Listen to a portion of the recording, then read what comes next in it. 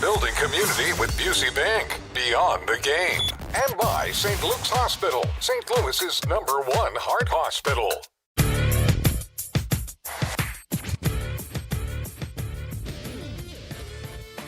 All right, guys, good to be with you here on a Thursday. Man, first Redbird Rush Hour of the week.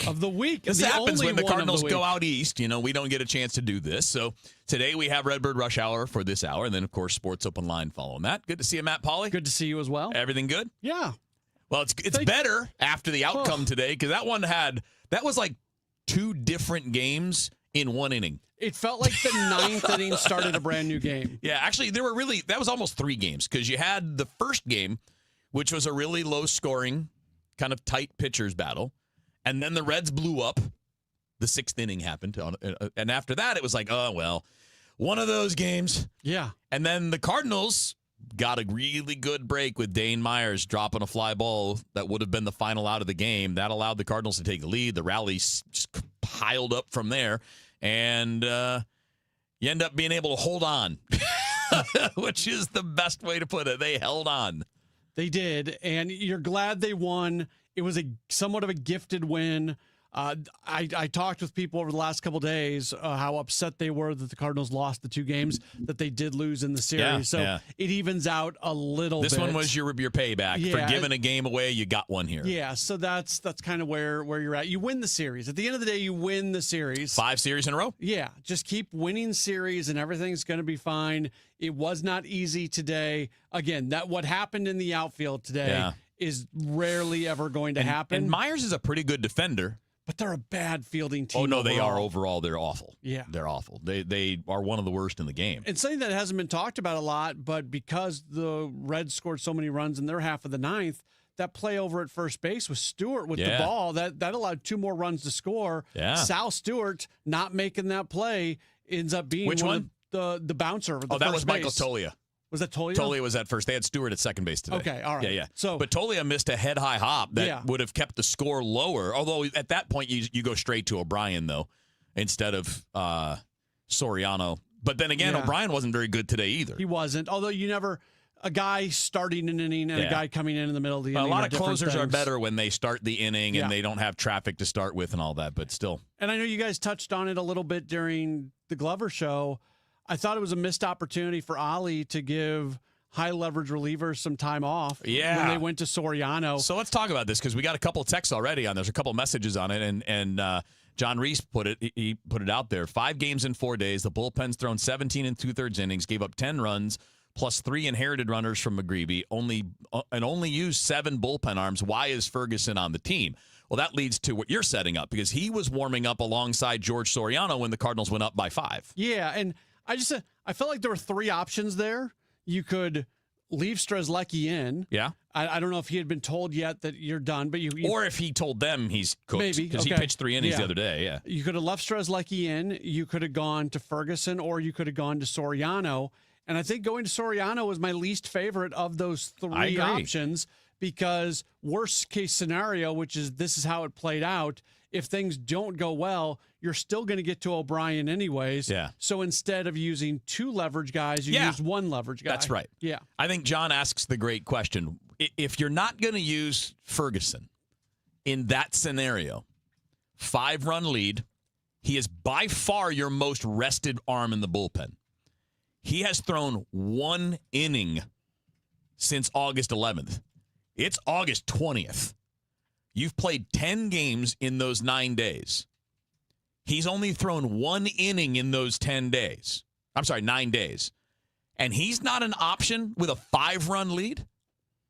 If he's not, and my take on this is, I understand that they traded $250,000 in international bonus pool money to get him. But if you can't use him in this scenario, your bullpen is gassed.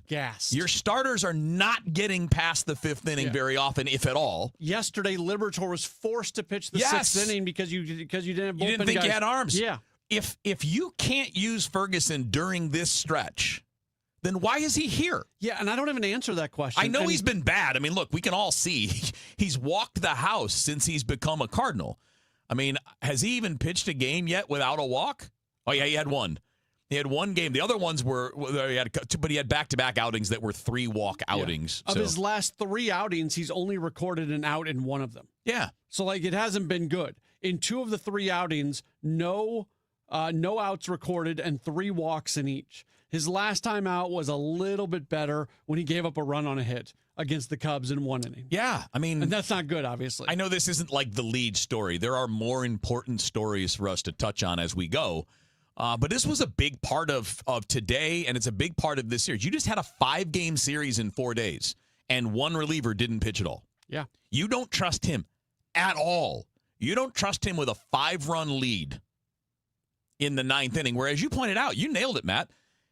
If the inning goes sideways with him, it's the same outcome as if it goes sideways with Soriano. And last I checked, Soriano hadn't pitched well lately. No, it's been kind of 50-50 for Soriano. You don't know if you're going to get good Soriano or not so good Soriano. So I thought there was more value in give Soriano another day going into a really, really tough series against Philadelphia.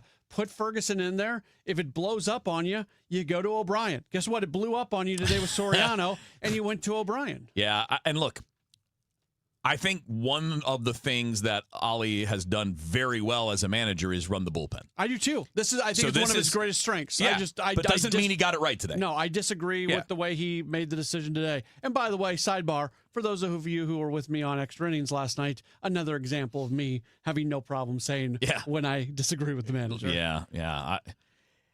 Look, overall, I think he does a good job, which is why it's still fair to criticize, because what you're supposed to do when you're covering a team, a player, a manager, is give credit where credit is due and criticize where criticism is due. That's the job. Yeah.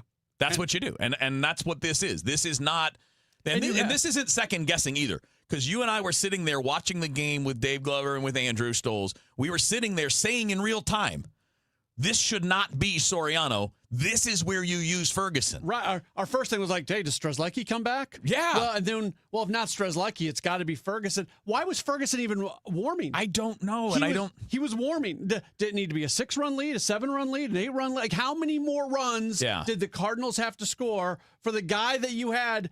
What are the Cardinals doing with double-barreled action in a 5-run game in the 9th inning? I don't know. When you've got the 5-run lead, maybe they got him up late. Maybe he didn't get up soon enough and he wasn't going to be ready. I don't take Caleb Ferguson as being a guy who takes a long time. No, I to get agree. ready. I'm just trying to think out loud. Like, why? Like, that's the scenario for that guy. Yeah. That's when you were trying to use Matt Swanson when he was here and when he was struggling. You want to get in those situations where 4 or 5-run cushion gives them the chance to pitch, and if they can't get out of it, okay, you've got your closer waiting. But now, because of the path, not only did you have to use your closer for the 3rd time in 4 days, which means he's probably not okay for Philly tomorrow. Right. Because he didn't go well today either. He threw more pitches than you'd like for only a handful of batters because he was walking the house. So now not only do you have to use O'Brien, but Soriano's probably down tomorrow too. Yeah, or limited if not down. I never loved and I get that just the conditions of that game, that it may have been a 5-run game. It didn't feel like a 5-run game, and the Reds proved that the way they played. But that being said, using one of your leverage arms in what is a non-leverage situation, that's not one of my favorite things to see a team do. No, unless that's a pitcher that hasn't pitched in a while. Yeah. You give them that one off, and you take the risk that your low-leverage guy, in this case Ferguson, isn't going to blow it. But if he starts to blow it, like we said, you had your closer available. And you probably didn't want to go to him anyway because you probably didn't want to do 3 times in 4 days. But now you did it anyway, and you're going to be even more limited going into Philly. And, look, I guess, are you going to unleash Caleb Ferguson on the Phillies? I mean, they do have a lefty-heavy lineup. Yeah. But, but this is the point. In a 5-run lead, your odds of still winning that game are probably 90-95%. Yes. Right? Yeah. So now you're going to be put into a situation where you might have to use him in the 6th or 7th inning of a tie game, and he comes in and walks the house. Now you lose the game. So that's 2 games to get 1 win instead of just taking the risk, which is a low percentage risk with a 5-run lead going into the bottom of the 9th. Right. And again, the if it goes poorly, you're still in the same spot you were in anyway. That's right. That's exactly the point. With one less leverage pitcher used. And it's incredibly unlikely that Ferguson would have gone worse than Soriano did. I would agree. Because he wouldn't have been in there long enough to be worse than that. Yeah, I mean, once it turns into a save situation. Right, once it turns there. Right. So probably that would have been one less batter than what Soriano got. Yeah, I'm very confused about that. They won, so, It's all that matters. But that doesn't mean it's not going to impact you tomorrow, Saturday, and Sunday. Yeah, and they're at the brink right now where you have to save the bullets from the relief pitchers if you can. Yeah, and we talked about it earlier. We won't get into it now, but there's just not many options. You could call up Ryan Fernandez, who's been pitching well lately. Yeah, and I want him here. Me too. And I wouldn't worry if Peter Strzelecki doesn't clear waivers. Fine. I mean, but he's done a really nice job. No, he has. But he's a guy. He's 31. He's not a part of your future. He's 31 years old. He's a space filler for 2026 because you're short. His ability. The only area I would push back on you, Kevin, is this team doesn't have enough guys that can cover multiple innings. Yeah. And Strzelecki has been covering multiple innings. No, I get it. There is value in that. I get it. But either that or just don't have the guy here you're not going to use. We don't need the break glass in case of emergency guy. You need to use him. Otherwise, you're going to continue to run into these problems. I agree. All right, so we got to talk about that a little bit more, but I think we're going to stay, I think we covered that thing. We're going to talk more pitching. We'll talk about McGreevy. Some interesting McGreevy stuff. His third time through the order stuff is not good this year, but he's also been significantly worse when Jimmy Crooks catches, but it's also timing. Like, Crooks has only been up for a period of time, so maybe it's the second half of the year catching up on McGreevy. We're going to talk some offense. Good to see Jordan Walker figuring things out. We'll talk a bit about Joshua Baez learning what Major League Baseball life is all about in his first week as a major leaguer. A lot to do on Redbird Rush Hour. Stick around. Matt Pauley, Kevin Wheeler with you here on KMOX. I'm not one to say I told you so, but I switched to Pure Talk over a year ago, and ever since, I've been telling people there's no better wireless company out there. Well, a few months ago, a massive survey was conducted. 123,000 people were asked to rate their wireless carrier in 4 categories: coverage, support, data, and overall value. Well, the results are in. Guess which wireless company was the only wireless company to get 5 stars in every category? Yeah, Pure Talk. 5 stars, every category. To celebrate, Pure Talk is offering the first 3 months of any plan for just $15 a month, including their top-tier unlimited plan. No contract, no commitment, just a very inexpensive way to test drive the only American wireless company with 5 stars in every category. Just dial pound 250, say micro, and Pure Talk's U.S. customer service will take it from there. Again, pound 250 micro. And yes, I told you so. This is the run my own business dream. This is the college is paid for dream. This is the retire early dream. This is Busey, where your dreams and possibilities become moments. Through trusted guidance and expertise, through lifelong relationships. Because we're here to help you achieve the life you've always envisioned. Busey Bank, building business, growing wealth since 1868. Member FDIC. Traffic from the MichaelsFlooringOutlet.com Traffic Center. Well, there's still no change on Highway 70 in the Wentzville area with our serious tractor-trailer crash. This traffic report is a service of Ricken Financial, so we need to talk about our USPS Ground Advantage reliable route. Eastbound 70 is shut down at Wentzville Parkway, just east of it, actually, and it's a solid jam back to Wright City, almost right at the Wright City exit there. So you can get off as soon as you can, which is Wright City. The North Service Road or Veterans Memorial Parkway, which is the South Service Road, really look pretty good most of the way into Wentzville. Those are not bad options for you. I can't believe nobody else is doing it, but if you want, you can go south on Highway F down to Highway M and then take M and jog over to T and take T down to N, and that'll get you over into the Lake St. Louis area. N doesn't look too bad either, most of the way into Wentzville, and really just as you get into the Lake St. Louis area proper is where it starts to get congested. So you have several options there to avoid that eastbound 70 closure for a USPS Ground Advantage reliable route. Westbound 70 Gawkers, of course, are backed up at Lake St. Louis Boulevard. Westbound 64 is backed up at Lake St. Louis Boulevard as well. Southbound 170, an incident at Page, backed up at Midland, then it's heavy Olive to 64, South 270, Olive down to 44, slow. Southbound 141 still backed up, Helfrich into Valley Park, but it's doing better down through the area south of Bowles, so that's good news. If you're on the Illinois side, 64 between 159 and 255, you've got delays. Westbound 64 Kings Highway out through McCausland and Clarkson to Topgolf before you get to that jam at Lake St. Louis Boulevard. And southbound 55, Butler Hill to Merrimack Bottom and midway down from M to Z's heavy. I'm Roger Brand at the MichaelsFlooringOutlet.com Traffic Center. Income is the outcome that matters the most in retirement. Join us for Kickin' with the Rickens, Redefining Retirement with Jerry Ricken and Heidi Ricken Provost every Saturday at 3 p.m. right here on KMOX, and get more at rickenfinancial.com. The best time to recommit to your gut health goals? Right now. Take charge of your gut with Nature Made. Our clinically studied ingredients support digestive health. Digestive enzymes break down nutrients. Probiotic and prebiotic fiber nourish good gut bacteria. And super greens with probiotics empower daily digestive health. Try the full lineup of gut health support from Nature Made, the #1 pharmacist-recommended vitamin and supplement brand. These statements have not been evaluated by the Food and Drug Administration. These products are not intended to diagnose, treat, cure, or prevent any disease. What do parents think of back to school at Staples, where 24-pack Crayola crayons are just 50 cents? Staples has folders, notebooks, and pens at great prices. I'm smiling from ear to ear. It's the most wonderful time. Mom, I missed the bus of the year. It's a wonderful time at Staples, where school supplies start at just 25 cents. Staples. That was easy. Visit your local Staples today or shop online and in the app. Ends 9/12. Exclusions apply. Recently, our company's softball team lost the big game by 1 run. Then Dale tried to console us with the quote, "Winning isn't everything." Dale's a loser. I play to win. Like early payout from Bet365. If my team goes up big, I get paid out instantly, even if they blow the lead later. Sound familiar, Dale? Bet365. Winning is everything. Gambling problem? Call 1-800-GAMBLER. 21 plus only. Must be physically located in Missouri. T&Cs apply. In-app only. Hey guys, Cam Jansen here. Don't miss a hot tub and swim spa blowout sale this Friday, Saturday, and Sunday at the St. Charles Convention Center in the South Hall. Choose from over 30 American-made units on display. See hot tubs, swim spas, and cold tubs all ready for immediate delivery. Save up to 50% off MSRP. Financing is available. For more information, call 1-800-SPA-SALE. That's 1-800-SPA-SALE. Now, back to the Redbird Rush Hour on KMOX. Sponsored by Busey Bank.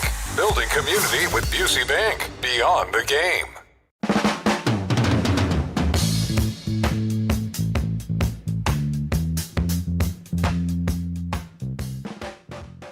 All right, back in on Redbird Rush Hour here on KMOX. Matt, Pauley, Kevin Wheeler with you here. Let's talk a bit about McGreevy because he pitched today, and it was kind of a tale of two games for McGreevy, right? I mean, he was the first part of it. He was just Michael McGreevy. Yeah, really good, throwing a lot of strikes, managing hard contact, and then it just kind of fell apart on him in the bottom of the 6th inning. And look, I understand. Like, I have no issue with either of these days, whether it was pushing Liberatore or pushing McGreevy, because we each talked about the bullpen being worn.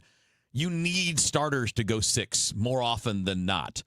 And when you're not getting that, you're putting that strain on the pen. I had no problem with anything that really surrounded McGreevy, except that he just got himself into a jam today. And then, of course, Stanek comes in and, gives up the dinger. Yeah, I mean, I've maybe been the #1 defender of Ryan Stanek in St. Louis media, but today it was not good for Stanek. And, this is a thing with McGreevy right now where I think since the All-Star game, his ERA is up over 5.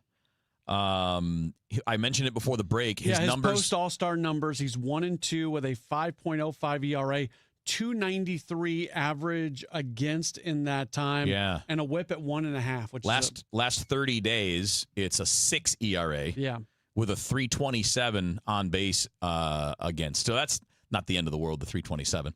But his ERA is up. He was 3 pre-All-Star, 301. Right. And now he's 505. Now, there have been some good ones mixed in there, too. Sure. It's not been all bad by any means, but he's since the All-Star game, it's been a little rougher for him. It's also what we said, Kevin, because through the first couple months of the season, and we took grief from people who listen and watch this show, calling us haters, we kept saying, hey, look, the underlying numbers say that what he is doing is not sustainable. Now, we never said that he was going to fall completely back. No. I think there's some things about the Cardinals pitchers this year that the expected numbers are not really good at representing. Not. But when there is a stark difference between real numbers and expected numbers, you can expect him to fall back a little bit. And it's been the same way with McGreevy. The expected numbers really have not gotten better for him, and now we are starting to see him regress back a bit. Yeah, and look, so before today, these are the 5 starts for McGreevy that led to today. So this is not counting today. Arizona was 4 earned runs on 7 hits and 3 walks and 6 1/3. So he gave you some length, but that's too many runs. 7 earned runs in an inning and 2/3 against the Cubs, which is basically his worst start as a major leaguer, kind of a one-off. Then it was 2 earned runs in 4 1/3, getting knocked out of the game, in 4 1/3 against the Yankees. That was pitch count issue. Yeah, that was correctly. pitch count, right? Yep. He had already gotten up to 91 through 4 1/3, which is obviously a problem. Then it was 3 earned runs in 5 2/3 against the Rockies, and the Rockies that was at Busch Stadium, and the Rockies at Busch on the road typically stink offensively. But that was also high pitch count, 100 pitches to get through 5 2/3. Had the really good one against the Cubs. It was 3 unearned runs, and that was it. And then today. So 4 of his last 5 starts have been pretty shaky. Shaky is nice for some of them. 1 or 2 of them were bad. Today would be more in the shaky category. It wasn't bad. It was really good for 5 innings. Yeah. But again, 5's not enough at this stage. And he was only like 75 through 5, right? He wasn't over pitching. He wasn't over a pitch count or really struggling. He was at 30. And the temperature was nice in Cincinnati today. It wasn't like 95 degrees. He may have been at like 39 pitches through 4 innings today. He was rolling. Yeah. So is there any concern to you? Or is it just like, is it just what we've talked about? This is just the expected numbers catching up, that he's good, probably not as good as what his real ERA says. And this is just the leveling out. And first full season as a full-time major league starter. Last year up and down a little bit before finishing out the year. I think but he's thrown a lot of it. innings, though. I mean, he's tracked this innings total many times. Yeah, I'm not, but I shouldn't say many, but at least several. Taking it every 5th day in the big leagues is different than the other. 100%. Yeah. Every manager, everybody will tell you. Yeah. Doing anything at the big league level, it's a lot harder than it was, even if it's the same number of at-bats, same number of innings. The stress is higher. And the level of stress has something to do with the difficulty of the work. All right, we're going to switch over to offense coming up. We don't have any answers or solutions on the pitching side. We do have a mystery on the pitching side we can talk about a little later, too, because Hunter Dobbins is on turn for tomorrow, but the Cardinals have tomorrow listed as TBD. So we'll talk a little bit about that and what the options are if there's something going on there. Before we do that, though, let's talk about real estate. And I don't know anything about real estate. I'm not good at it. I'm not a real estate agent. But I'll tell you who knows it and knows it inside and out. And that's Gloria Liu with Your Home Sold Guaranteed Realty, which is why I'm telling you to call her and listen to her. She sells homes faster and for more money than the average agent. This is in part because Gloria has a database of thousands of buyers in waiting. And look, a lot of them are probably looking for a home that's like yours. You're not going to have access to that database if you don't call Gloria Liu. On top of all that, she's been doing this for more than 20 years in St. Louis. If you take the average agent, they may sell 4 or 5 homes a year. Gloria sells a home just about every other day. That's how busy they are. And Gloria comes with upfront written guarantees that she'll provide to you. She'll sell your home at a price and time frame acceptable to you, or Gloria will buy your home herself, or she'll sell your home at 100% of market value or pay you the difference. It's the total package. She is the expert. Call Gloria Liu. She has walked me through all of this. It's nails, and she will walk you through how all of this stuff works as well. 314-325-6888. That's 314-325-6888. Or visit GloriaHasTheBuyers.com. And by the way, she's also hiring right now, so if you're looking or someone you know is looking to kind of level up a real estate career, that same number works to call Gloria Liu, 314-325-6888. As always, seller and Gloria must agree on price and possession date. At 5:30, this update is sponsored by Michael's Flooring Outlet, the flooring experts, michaelsflooringoutlet.com. Downtown at the Arch, we've got some clouds. It is 83 degrees. The United States national debt climbs to over $40 trillion, worrying some experts as they look at the federal government's expected spending over the next several years. ABC News Chief Business Correspondent Rebecca Jarvis. This didn't happen overnight. Under both Republicans and Democrats, the government has been spending more than it makes in taxes for 26 years on everything from health care to stimulus benefits to tax cuts and spending. And just like those credit card bills, the longer you ignore it, the worse it gets, the tougher the choices. St. Charles County Police have terminated their contract with Flock, the controversial license plate reader surveillance company. Chief of Police Kurt Friz tells KMOX a new audit system alerted them to an employee misusing the search function and says there are too few guardrails. Even with the audit system, he finds to be lacking when compared to their other camera system, Geotech. Easier access auditing tools for us. We conduct audits every 30 days through that system. Friz says the employee in question has resigned but is still under a criminal investigation. 9 PBS is getting its history back. You're watching KETC Channel 9, St. Louis. A judge has ruled the St. Louis station can recover more than 70 years of archived footage that was locked away in a data center. Channel 9 sued to get access to the massive digital archive after its cloud storage company abruptly went out of business and vanished. The station now has 30 days to work with a third-party vendor to safely retrieve the decades of local videos and photos.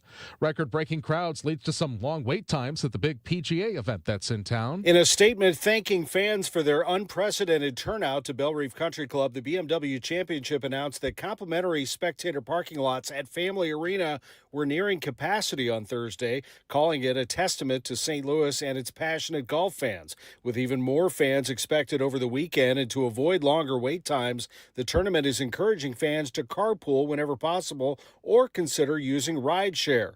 Rideshare drops off at 175 South Mason Road at Whitfield School, steps from the main entrance. Those options, the tournament says, can help reduce congestion and make getting to and from the championship easier and more enjoyable for everyone. Also mentioned, a limited amount of upgraded parking in the O lot is available for purchase at bmwchampionship.com. At Belle Reve Country Club, Tom Ackerman, KMOX News.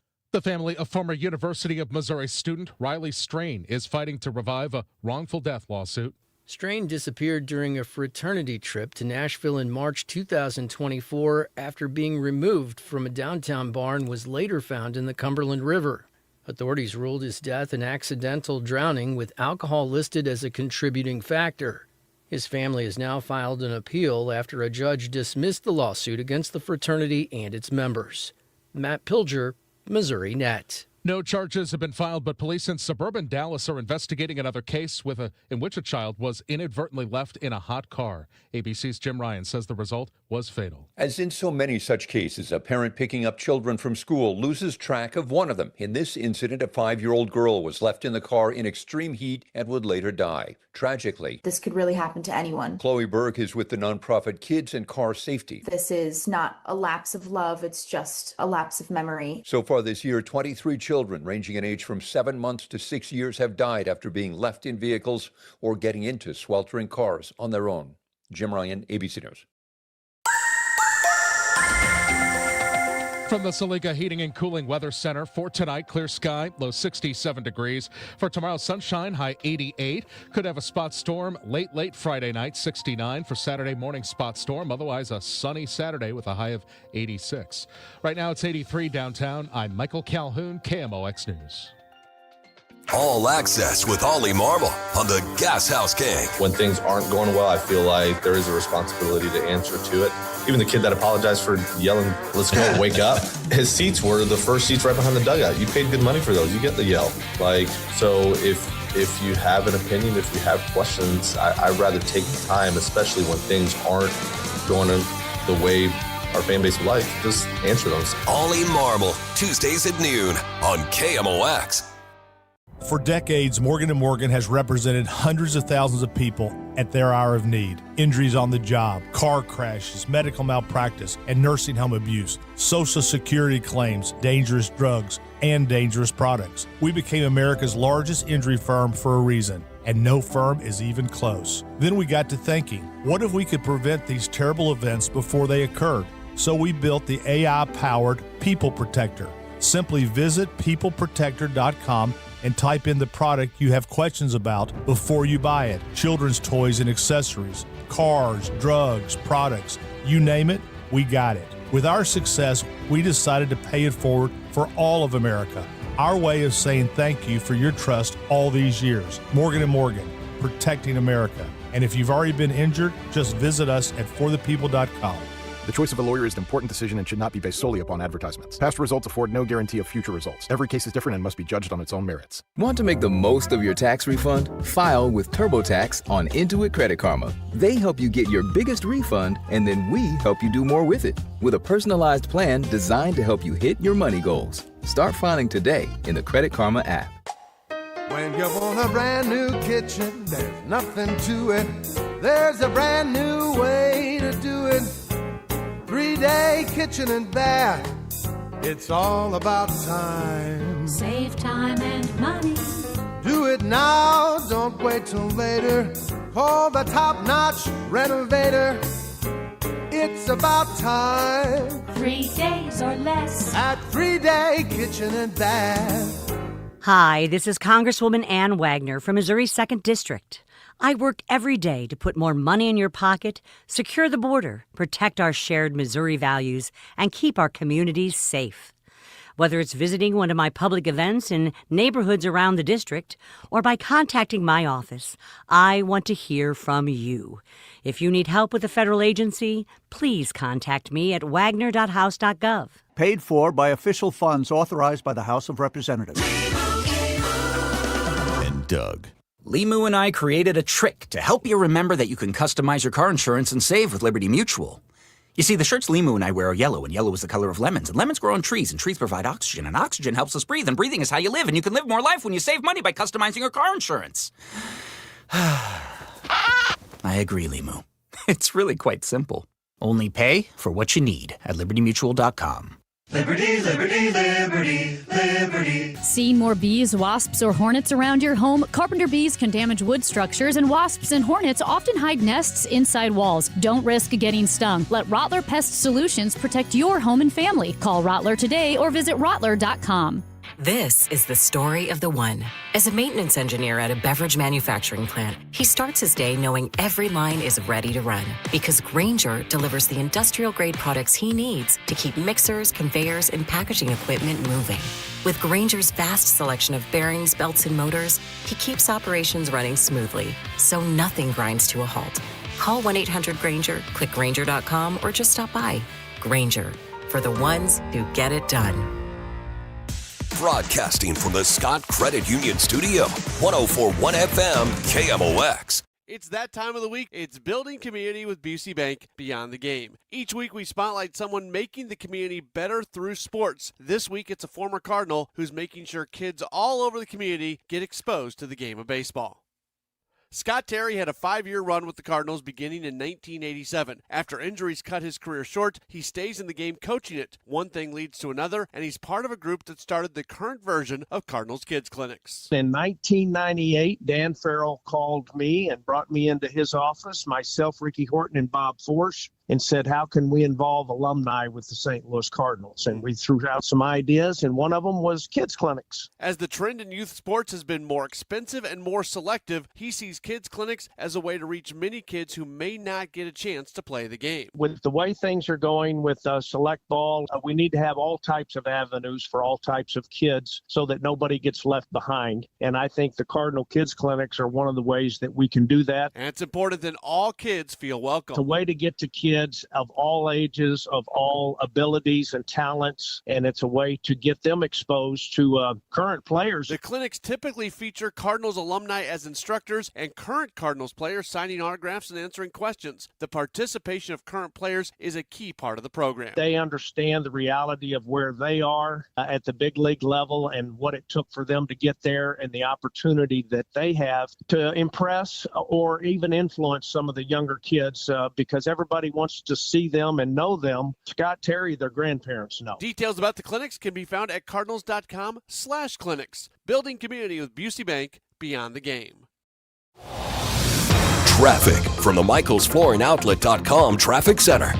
Well, there's no change, unfortunately, out in St. Charles County on Highway 70. This traffic report's a service of Financial and Tax Strategies. We still have eastbound 70 shut down just east of Wentzville Parkway because of a serious crash. They just towed one of the trucks away, but it looks like there's still more work to be done. It's a solid jam on eastbound 70 back at Wright City.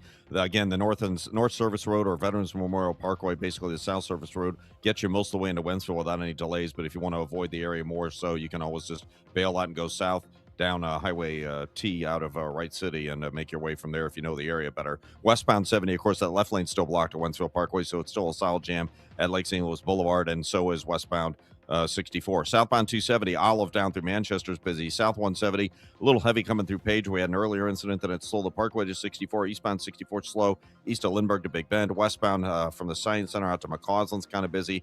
Eastbound 44, we have a crash right near 55. It's jammed back through Jefferson. And on the Illinois side, east and westbound 64 delays between 159 and 255. I'm Roger Brand in the MichaelsFlooringOutlet.com Traffic Center. Prices seem to go up every time you leave the house. Groceries, gas, insurance, you name it. The good news, your retirement doesn't have to be just as stressful. Tune in to Wealth and Wisdom with Gary Goldberg, Saturdays at 7 a.m. Let us help you retire younger, richer, and with less anxiety. Now, back to the Redbird Rush Hour on KMOX. Sponsored by Busey Bank. Building community with Busey Bank. Beyond the game. 5:42 in Mid-America. Time check being brought to you by Paramount Men's Medical Center. All right, back in on Redbird Rush Hour. Matt Pauley, Kevin Wheeler with you here till the top of the hour. Matt's got you covered on Sports Open Line coming up after that. Interesting couple things on offense to talk about. And we'll get to tomorrow's game and Dobbins and the TBD that's being listed on MLB.com and on the Cardinals website as well for tomorrow, even though Dobbins is on turn. There may be something going on there we don't know about. We'll get to that in a minute. But on the offensive side, number one, good to see Walker hitting home runs again. Yep. Really need that. And obviously, you know, the key for him this year has been rebounding from slumps, because you're going to have them. Any big power hitter, he's going to strike out. We know this. And that's okay if he's hitting 30, 35 bombs, which he's on pace to do. But it's nice to see him recovering. And it's just such a this is in no way a dig at Joshua Baez, not even a little bit, because I think what he's doing is good. He's hitting the ball hard with regularity, even when he's making outs. And yes, he's striking out. We knew that too. There are a lot of similarities between Baez and Walker. Similar offensive profiles. Huge power, lots of swing and miss, both still working on it. But the thing that's fascinating to me about the Baez thing is it's kind of a welcome to the major leagues thing, right? Where you have your big explosive day, 3 home runs. Nobody's ever done that before. And then the reality of how hard this game is sets in. It does. And I always say, you can take a double-A player and put them in the big leagues, and they might have a good game. Yeah. You can't take just any double-A player and put them in the big leagues, and they're not going to have a good week, a good month, a good season. Did I talk about that earlier? This year, I mean, I think he might have said that something similar in the offseason, like, or maybe it was Rob Cerfolio. One of the guys was saying that essentially you could take almost anybody with talent and they could give a day in the big leagues. Sure. But boy, the day-to-day is the hard part. And you could see it today. Like, what they were holding back on with Baez is very evident watching right now. He hits the ball hard when he hits it, boy. I mean, like, really hard. But today, he was getting beat at the top of the strike zone by 90 and 91 miles an hour by Brady Singer. Which was the book on him at Memphis. Right. So if you're getting beat in the strike zone, it's up, but it's still in the strike zone. If you're getting beat up in the zone by 90, 91, 95, 96, 97, 98, 99 are going to be a problem. So that's just what he's got to work on. He's not finished. Most prospects aren't when they get here. Most of them aren't advanced in the way that J.J. Weatherholt is. Correct. And Weatherholt was as close to a sure thing, but he's always had the hit profile, the hit tool. Like, that's part of who Weatherholt is. It's not about him being a super power guy. He's going to hit his home runs, and that's going to be part of his game, but it was just very much a different profile for a Weatherholt than a Baez. Right. They're different players, right? There's a difference between a guy who's big power, high bat speed, and some swing and miss versus a guy that's more approach-oriented. Contact and draw walks and work your counts. I mean, that's what Weatherholt is. They're just different players. Yeah. Weatherholt is of the style of Brendan Donovan. I think he's an elevated Brendan Donovan, a better Donovan, better defender, better runner, better power, but a similar approach. Right. Where Baez is more like Walker. You're going to have some streakiness to it. You just got to learn it. You got to do it. And I think he'd shown that there wasn't a lot left to learn at Memphis. So he's got to figure it out here. And he's got a good 6 weeks now to kind of keep working on it. And what did the Cardinals tell us when we were saying that, hey, maybe Jordan Walker needs to go to Memphis? They were telling us, no, Jordan Walker needs to be with the big league hitting coaches. Yeah. So Baez has now probably graduated to a point. I don't care what the numbers were. And I said the exact same thing. This is not me talking out both sides of my mouth. I said the exact same thing 3 years ago when Mason Wynn came up for the final of the month of the season. Oh, yeah. He was awful. Yeah, he hit like 1 60 or something. I don't know what it was. I didn't care. Didn't care. Get your feet wet. Now, the Cardinals are playing for more now than what they were the year that Wynn came up. Yep. But it's you do this. You get your future core members of your team.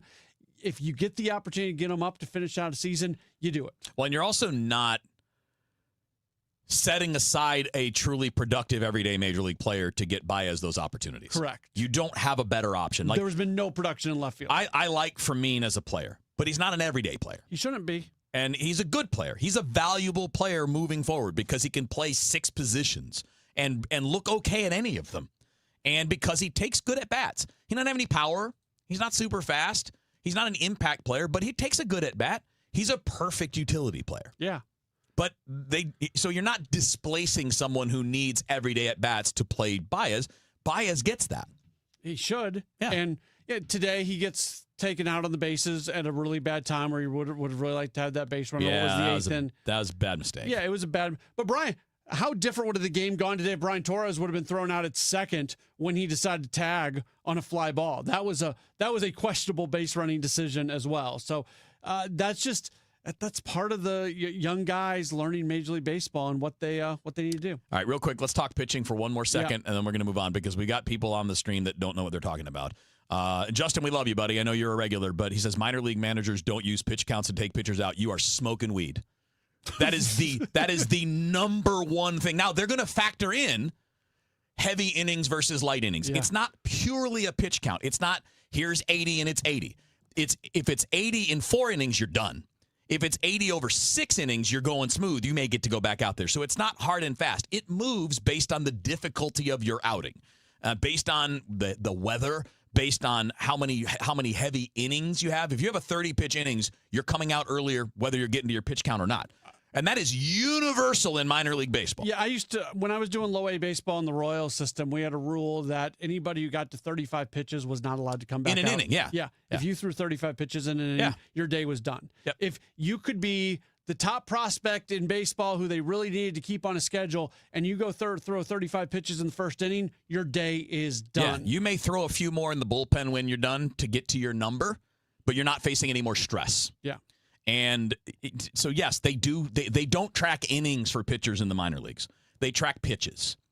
And ideally, you want to get 6 innings on 90 or 100 pitches. That's the goal. You want to stay on. They want you to stay under 100. I think that's a mistake, personally. I think the way that minor league teams, the way teams develop prospects, keeping them at 80, 90 pitches is a mistake. Because then you're going to ask them to come to the major leagues and do something they've never done before. And then do it at the highest level, at stress level, against the best hitters in the world. I think it's a mistake. I think teams got it better before when they trained pitchers to throw 6, 7 innings and go 3 times through the order. But it's changed because so much is now max effort, high velocity. That's why it is the way it is. I don't think it's working. So there's room for criticizing that. But to say that's not what they're doing, you're wrong. It's absolutely what they do. Yeah, it's the number one determiner. All right, one more segment to go. We'll see what's going on with tomorrow's starter if we know anything coming up next here on KMOX. Tired of your phone bill constantly going up? Stop the madness with Boost Mobile. Get unlimited talk, text, and data for just $25 a month. No contracts, no catches. And that $25 price is locked in forever. Switch to Boost Mobile today. Hi, I'm Mark Cantor. The people around here are hardworking people, just like you. And when someone in your family gets hurt in a car wreck, everything can change very fast. That's why having a local lawyer matters. At Cantor Injury Law, we know these towns, these roads, and the people who drive them every day. When you call us, you're calling a local team with boots on the ground, ready to fight for you. You can count on Cantor. CantorInjuryLaw.com. The choice of a lawyer is an important decision and should not be based solely on advertising. Traffic from the MichaelsFlooringOutlet.com Traffic Center. Well, good news finally out in Wentzville. They managed to quickly clear this crash. I didn't think they would, but it already has been cleared. Everything's back open. All lanes are open now on 70 at Wentzville Parkway, both directions. Eastbound 70, though, is still a standstill jam from just east to Wright City most of the way to Wentzville Parkway because it just opened it a few minutes ago. And westbound 70 is still jammed. Lake St. Louis Boulevard out to Highway 61. The westbound 64 is also jammed at Lake St. Louis Boulevard. Other delays, they had that crash. Looks like they may be clearing it. Eastbound 44 east of Jefferson. Still a backup between Grand and Jefferson on eastbound 44. Westbound 64, Hampton out through Clayton Skinker's a little busy. If you're on eastbound 64, a little slow at the Interbelt busy south of the Parkway. South 270, south of Olive through Ladue, Clayton Road to Manchester, the only slow part there. If you're on southbound 141, I've still got some delays, Helfrich into Valley Park, but south of there, it's not so bad. And, of course, 64 in Illinois, eastbound is slow approaching 159, and westbound delays approaching 157 to 255. Next update at 5:59 from the michaelsflooringoutlet.com Traffic Center. Sandberg Phoenix serves your business in litigation, intellectual property, and products liability. We're more than a law firm. We're committed to your success. Learn more at sandbergphoenix.com. The choice of a lawyer is an important decision and should not be based solely on advertising. After a disaster, emotional recovery takes time. Show Me Hope Missouri is here for you with free, confidential support. Counselors help with stress, coping skills, and connect to resources. If the St. Louis tornado impacted you, visit moshowmehope.org from Missouri Department of Mental Health. Now, back to the Redbird Rush Hour on KMOX. Sponsored by Busey Bank. Building community with Busey Bank. Beyond the game. All right, 2 minutes left here. Sports Open Line coming up after the top of the hour. What do you got? We got Bernie Miklasz is going to be on at 6:20. We'll talk a little MLS soccer with an Apple TV guy. And then our 7 o'clock hour is going to be an extended conversation with the Cardinals amateur acquisition director, Zach Mortimer. We're in part promoting the Draft 365 program the Cardinals just produced. But it's I already recorded it with Zach. We went about a half hour. It's really, really good stuff. So I think people will enjoy it. Okay, two things. One, Hunter Dobbins is on turn to pitch tomorrow. But the Cardinals are listing to be determined as their starting pitcher tomorrow. So something's up. Yeah. Because it's not performance-based because he's pitched well. Quinn Matthews cannot come back yet because he just pitched Monday. I mean, he can, within the rules, but he's not ready to pitch yet. They're not going to run him out there on 3 days rest. So maybe something physical, whether it's an injury or just fatigue, we don't know, but maybe something there to monitor for tomorrow. Yeah, I texted a few people saying, hey, did Ali officially announce a starter for tomorrow yet? And got a no, nothing's been announced. And this is not a beat up on Justin day, but just a tidbit, Justin. When you're looking at starters, don't go to ESPN. Yeah, go to MLB. Because they just roll it like everything's going on. They don't monitor what the teams are saying. So MLB.com.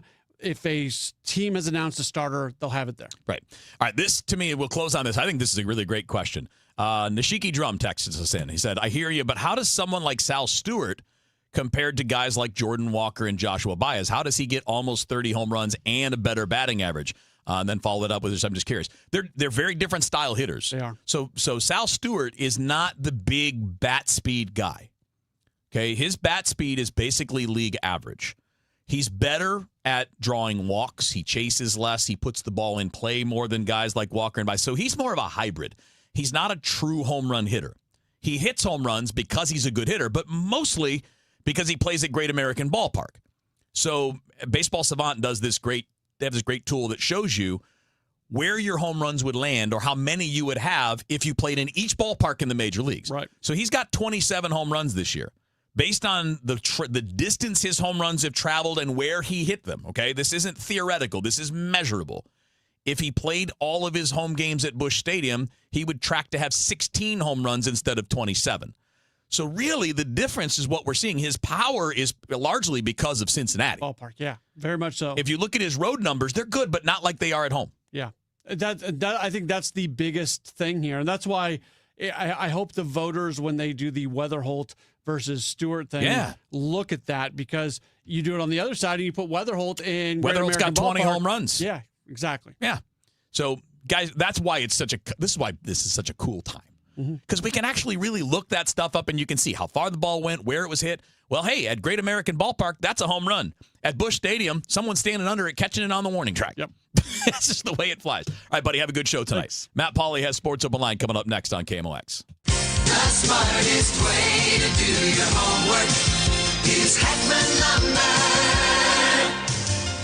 Thinking about building a new deck? Start with the trained professionals at Hackman Lumber, home of one of the largest inventories of decking materials and accessories in Missouri. From treated lumber and cedar to all the leading names in decking, their team will help you choose the perfect materials for your dream deck. Then finish it off with endless railing options, balusters, and LED deck lighting to bring your backyard to life. Hackman Lumber will not be undersold on in-stock decking materials, guaranteed. Do it yourself? Their team is ready to help. Also, check out their expanded paint department with custom color matching. And don't forget, follow Hackman Lumber on Facebook, Instagram, and TikTok to catch weekly deals, specials, and project inspiration all season long. Or visit us at hackmanstl.com. Locations in St. Peters, Troy, and Pacific, Missouri. I felt a jackhammering pain in my jaw. Like someone sawing my bones. Barbed wire in my shoulder. Like a cattle prod in my hip. Like I put my foot in a blender. Pain is different for everyone. But where pain starts, Jurnavix suzetrigine begins. Jurnavix is a non-opioid 50-milligram prescription tablet for adults with moderate to severe acute pain that reduces pain signals before they reach the brain. Before those signals tell the brain to feel like I punched an angry beehive. And pain reduction can finally begin. Do not take Jurnavix with CYP3A inhibitors. Avoid use with grapefruit or liver problems, as these may increase side effects. Tell your doctor about all your medicines if you are pregnant or breastfeeding. Jurnavix may make certain medicines and birth control less effective. Side effects include itching, muscle spasms, rash, and elevated muscle enzymes. To learn more about Jurnavix, ask your doctor. Call 1-833-589-PAIN or visit Jurnavix.com. Men, if you're suffering from erectile dysfunction or PE, you're not alone. Most importantly, you don't have to live with it. Paramount Men's Medical Center restores men's sex lives in just one visit. Their painless breakthrough treatments eliminate ED and PE, even when Viagra and Cialis don't work. Here's Dr. Simovitz, specialist in men's health. Paramount Men's Medical Center's painless breakthrough treatments eliminate ED and PE, regardless of age or medical history. 98% of patients see instant results right in the office. Men are now lasting longer than they ever imagined. And the best part, at Paramount Men's Medical Center, your consultation and first treatment are free. Qualified patients even get their testosterone checked free. Call 314-720-8444. 314-720-8444. Take control of your sex life. Call now. 314-720-8444. Looking for something new? Lombardo Homes is excited to introduce 2 brand new opportunities in St. Charles County. Discover Crooked Creek at Cottleville Trails, featuring stylish new townhomes from the high 300s and access to incredible amenities that make Cottleville Trails one of the area's most sought-after communities. Or find the space you've been dreaming of at South Point Estates, where expansive 3+ acre home sites and top-rated Wentzville schools create the perfect setting for your custom dream home. Visit LombardoHomes.com to learn more about these exciting new communities. The 3-2 pitch with the runner going a swing. Ready to elevate your game? Join the MBA Sportscasters Forum on Tuesday, September 15th in St. Louis. Learn from Cardinals beat reporters, broadcasters, and Hall of Famer John Rooney as they break down play-by-play, reporting, interviewing, and covering the game. Then cap off the day with the Cardinals versus Giants at Busch Stadium. Step into the booth. Sharpen your skills. Go to KMOX.com/events for details and registration. Traffic from the MichaelsFlooringOutlet.com Traffic Center. Well, there's still heavy traffic out in the Wentzville area, but again, everything's been reopened on eastbound 70 at Wentzville Parkway. It looks like traffic is bumper to bumper east of Wright City into about David Hochul Parkway. It looks like there could be a stall there, and then there's still a little backup at Wentzville Parkway. Westbound 70 still backed up Lake St. Louis to Highway A, and then there's just a couple slow spots headed out into the Wentzville area, so it gets better after that. Westbound 64, that's still a solid jam. Lake St. Louis Boulevard all the way out to Highway 70. Downtown, they're still working with this crash I've been talking about. Eastbound 44 at Jefferson. The right lanes are still blocked. The exit to Jefferson is closed. Eastbound 44 is jammed back through Grand currently. Eastbound 64 is still heavy, 170 to Big Bend. South 170 delays at Brentwood. And eastbound 64 is still slow at 159. I'm Roger Brand in the MichaelsFlooringOutlet.com Traffic Center. The trusted voice of St. Louis. KMOX AM St. Louis. KMOX FM Hazelwood. Always live on the free Odyssey app. ABC News, I'm Wayne Cabot. Flight cancellations piling up at Northeast airports. Severe weather, a confirmed large, dangerous tornado on the ground in Dover, Delaware. The Trump administration will end summer blend gasoline rules 2 weeks early as it tries to ease the pain at the pumps. Summer blend cuts air pollution but costs more. Oil cost more today, crude rising higher as President Trump vowed economic D-Day against Iran. The Dow down more than 700. She was 10 when terrorists knocked down the Twin Towers. Today, 25 years later, the FBI says Jessica Bowie became part of the Islamic State group, going from a girl who waved the American flag after 9/11 to joining the other side. Attempting to provide material, support, or resources to a designated foreign terrorist organization. U.S. Attorney John Sarcone says she plotted to kill New York State lawmakers on behalf of the terror group ISIS. This is ABC News. Jurors in the Lindsay Clancy trial in Massachusetts are likely to begin deliberating next week. The defense planning to rest their case tomorrow after one more witness, forensic psychiatrist Philip Resnick, a professor who has researched postpartum psychosis, which the defense says Lindsay Clancy had when she killed her 3 children. Medical experts are talking about the potential breakthrough in cancer treatment, a personalized cancer vaccine that shows promise. It's built from a patient's own cancerous tumor. This is kind of a novel idea of using this sort of injection or to generate an immune response, but instead of to an infection, you're generating it to tumor cells. ABC News chief medical correspondent Dr. Tara Narula reporting the treatment delayed the recurrence of the most serious form of skin cancer. It blocked the spread of melanoma, not just the recurrence, but also the spread in high-risk patients. I'm Wayne Cabot, ABC News. At 6:02, we've got some clouds downtown at the Arch. Right now, it's 82 degrees. Flock cameras are coming down in one metro area county after an employee was found to be abusing the system. St. Charles County is covering their over 24 flock cameras ahead of their removal after Chief of Police Kurt Frizz says a new audit feature alerted them to a civilian staff member misusing the technology. We sent that to our investigators. They dug into it and decided they were not legitimate investigative purposes for law enforcement. They were personal. Frizz says the audit system is not robust enough to feel comfortable with Flock moving forward. The employee has resigned but still faces a criminal investigation. Sean Malone, KMOX News. 2 people are in custody after a morning shooting in downtown Clayton. Authorities responded to the intersection of South Brentwood Boulevard and Bonham Avenue shortly after 10 a.m. One adult man was taken to a local hospital with non-life-threatening injuries. While the investigation is ongoing, Clayton police confirmed there is no active threat to the community. Circuit Court Judge Daniel Green upholds the arguments of the Missouri Secretary of State and the Attorney General in blocking 2 voter petitions from the November election ballot. Judge Green ruled with Hoskins in one case that a petition was too broad and restricted lawmakers' rights to change the Constitution. And in another higher profile challenge, Hoskins won the day over who can establish congressional districts. Judge Green says the General Assembly has that specific power. But as expected, these decisions are being appealed and will end up in the state Supreme Court. The Supreme Court has taken over one appeal in a related case, so it's likely to take on both of these cases as well before a legal deadline to change the November ballot. Ashley Bird, Missouri Net. Several major business groups are once again discussing St. Louis City and County reuniting after the Great Divorce 150 years ago. Places that are divided, and whether it be rural or urban, it really is a leadership question. It's not about, some kind of legal structure that happened, before any of our great-great-grandparents were born. That's Ron Kitchens with Greater St. Louis Inc. He says the divides and the overlap are confusing to companies that don't care about geographic divides and just want things streamlined and uncomplicated as they consider locating somewhere else. Golf fans are showing up in huge numbers for the BMW Championship, but the record turnout is pushing general parking to its limit. With the family arena lots nearing capacity today, organizers are asking weekend attendees to carpool or take a rideshare to avoid gridlock. Rideshare drivers can drop fans off just steps from the entrance at 175 Mason Road. Spectators can also go online to purchase limited upgrading parking tickets for the O lot. And speaking of traffic around Belle Reve and the interstates, let's get you to Captain Roger Brand.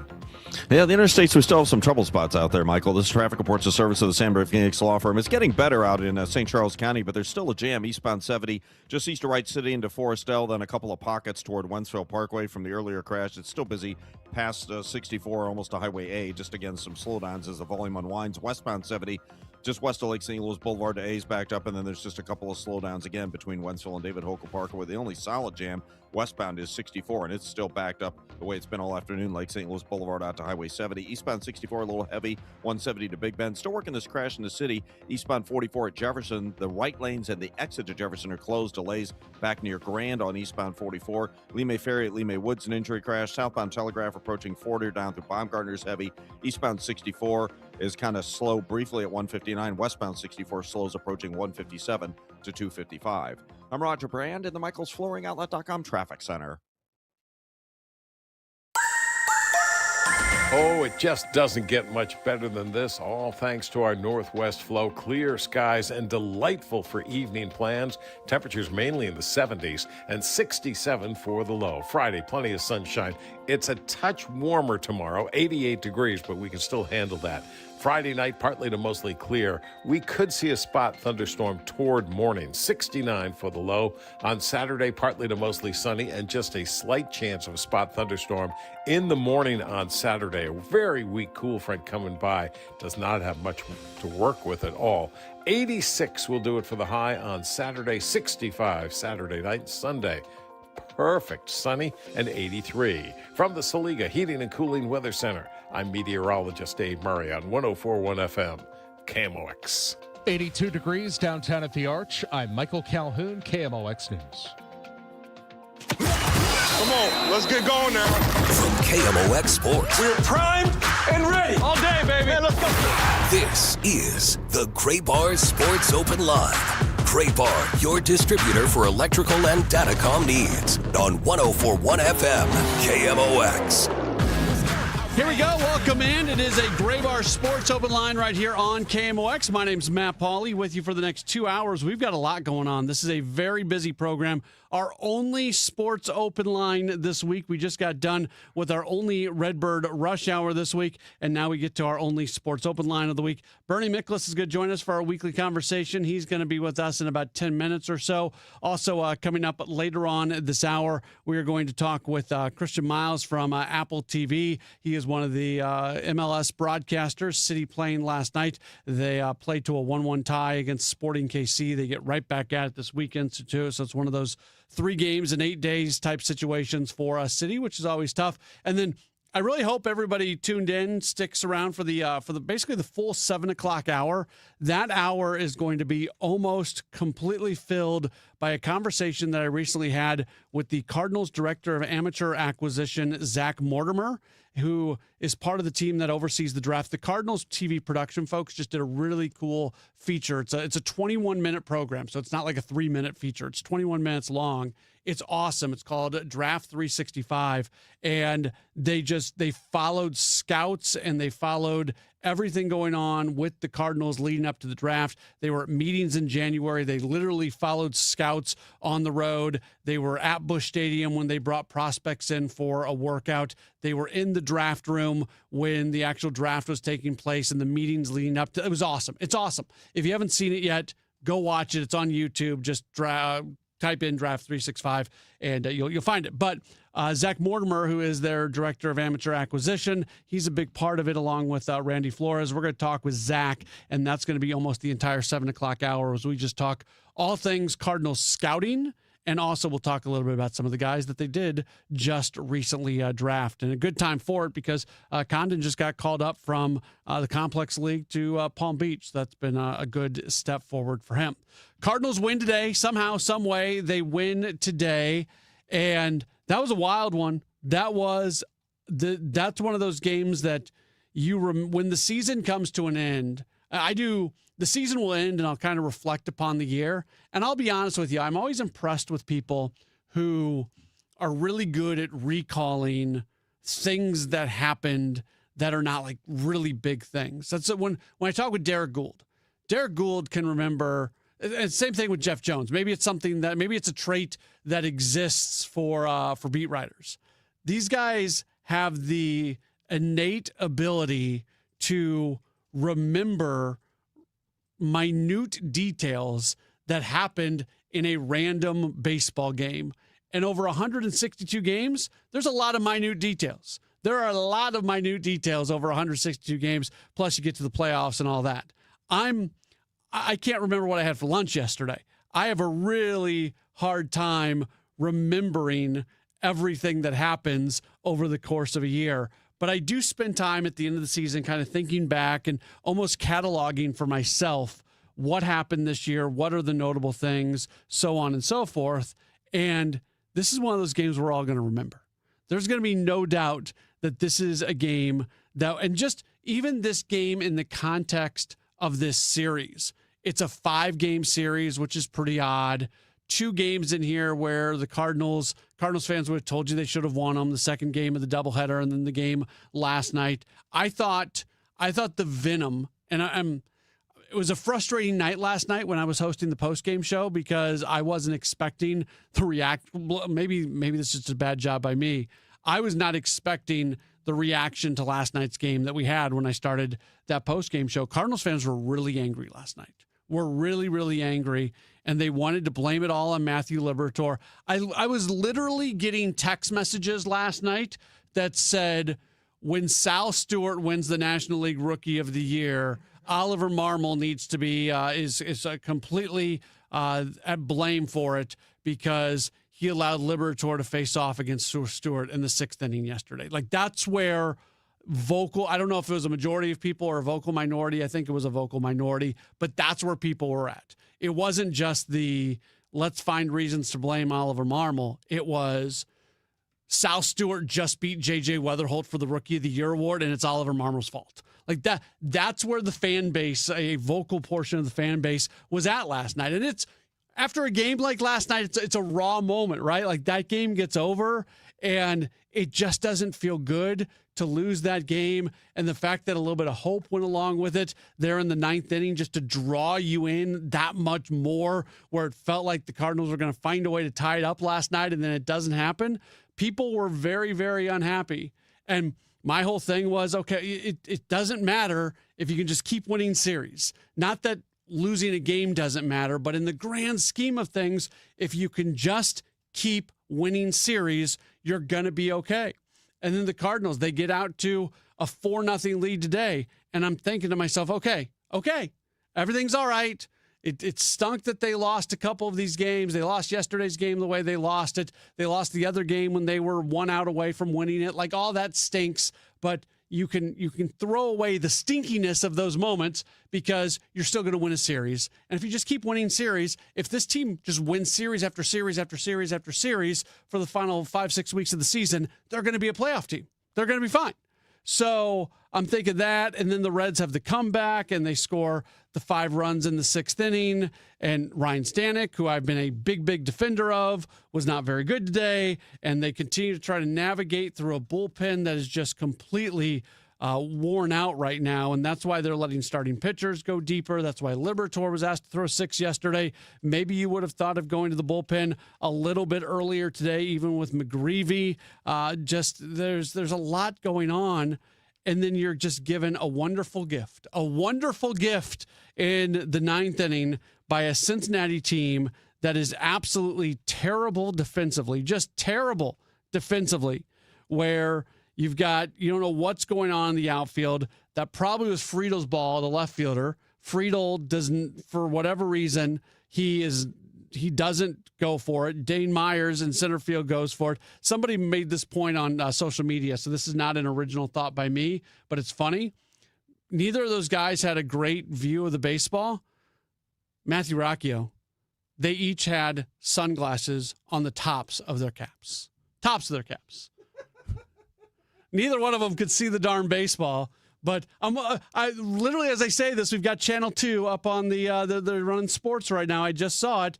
Both those outfielders out there, they weren't wearing the sunglasses. Matthew, the sunglasses for outfield are for looking cool, not actually blocking out any part of the sun. You know, you're not both. It started in the Atlanta organization. You're not allowed to wear them up there.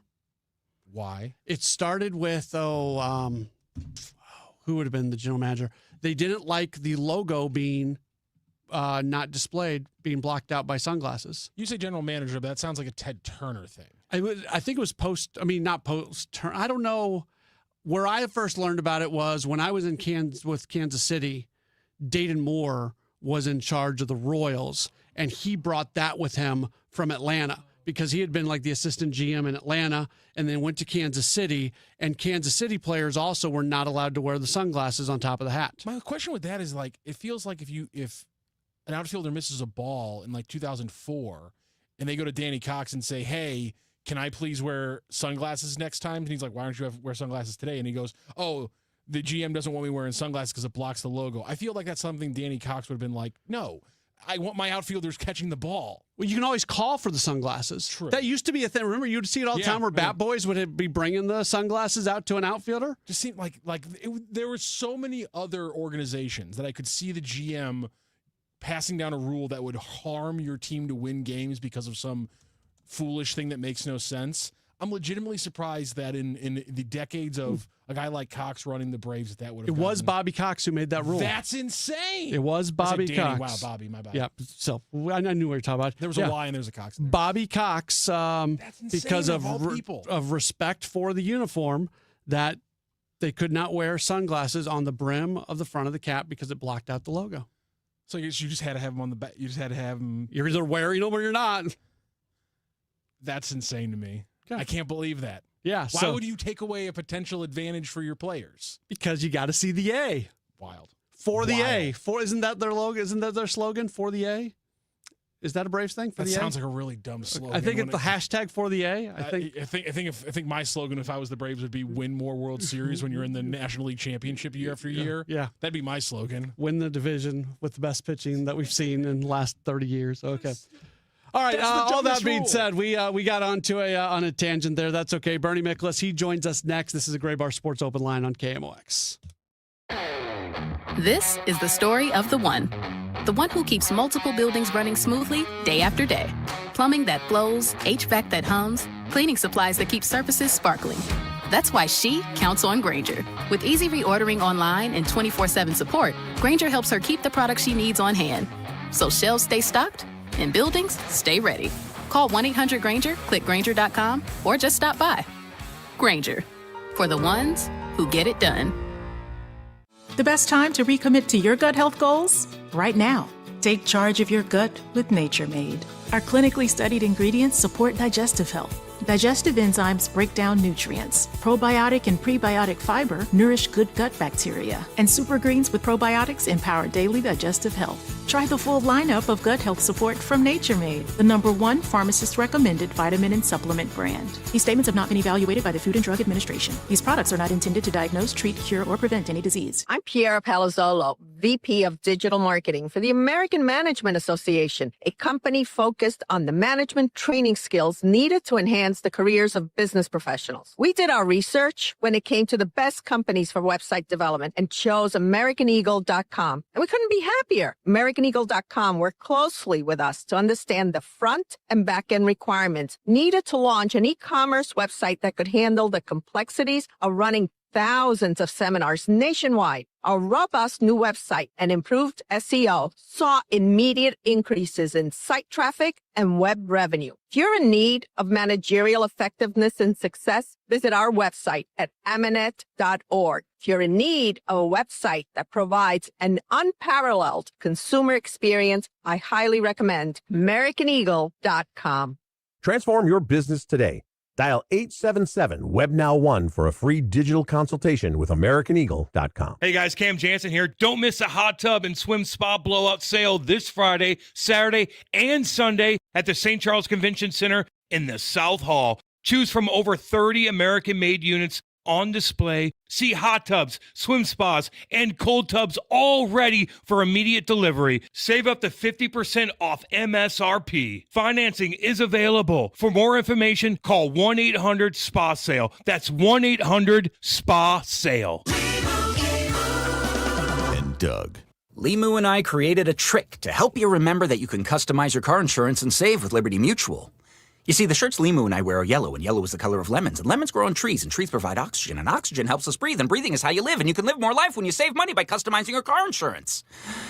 I agree, Limu. It's really quite simple. Only pay for what you need at libertymutual.com. Liberty, liberty, liberty, liberty. Tom's Garage Doors, Tom's Garage Doors. When it comes to garage doors, no one knows more. Hi, I'm Tommy Mello, CEO of Don's Garage Doors. You change the oil in your car, you service your air conditioner, your garage door deserves the same attention. A simple tune-up catches worn parts before they fail, keeps everything running quietly, and can add years of life to your system. Garage doors usually warn you before they break. We're here to help before that happens. Call Don's today for our $29.95 tune-up special. When it comes to garage doors, no one knows more. James Beard award-winning chef Kevin Nashin announces The Clydesdale, a Clark Avenue Tavern at Ballpark Village, opening August 27th. KMOX is excited for this highly anticipated American tavern, rooted in familiar favorites, elevated through refined technique and premium ingredients. Reservations for The Clydesdale are now open. Book your table and experience a fresh take on tavern dining on one of the most iconic streets in Major League Baseball. For details and reservations, visit stlballparkvillage.com.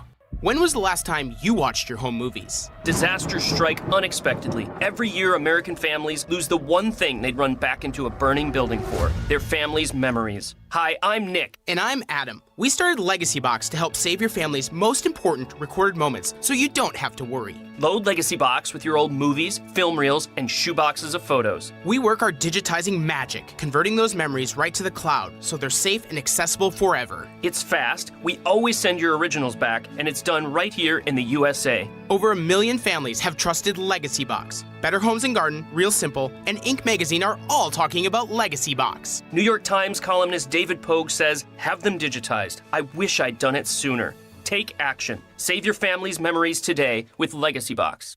Go to legacybox.com/value to get an incredible 50% off your Legacy Box. That's legacybox.com/value for 50% off while supplies last. LegacyBox.com/value. When it comes to your health, exceptional care matters. At St. Luke's, nationally recognized physicians, advanced technology, and compassionate care come together to provide an exceptional healthcare experience close to home. St. Luke's is nationally recognized for excellence across multiple specialties, including being named number 3 in the nation for cardiovascular care. Because when you need expert care, you shouldn't have to travel far to find it. St. Luke's, exceptional care, nationally recognized, right here at home. Learn more at stluke's-stl.com. One city, one voice. KMOX, the voice of St. Louis.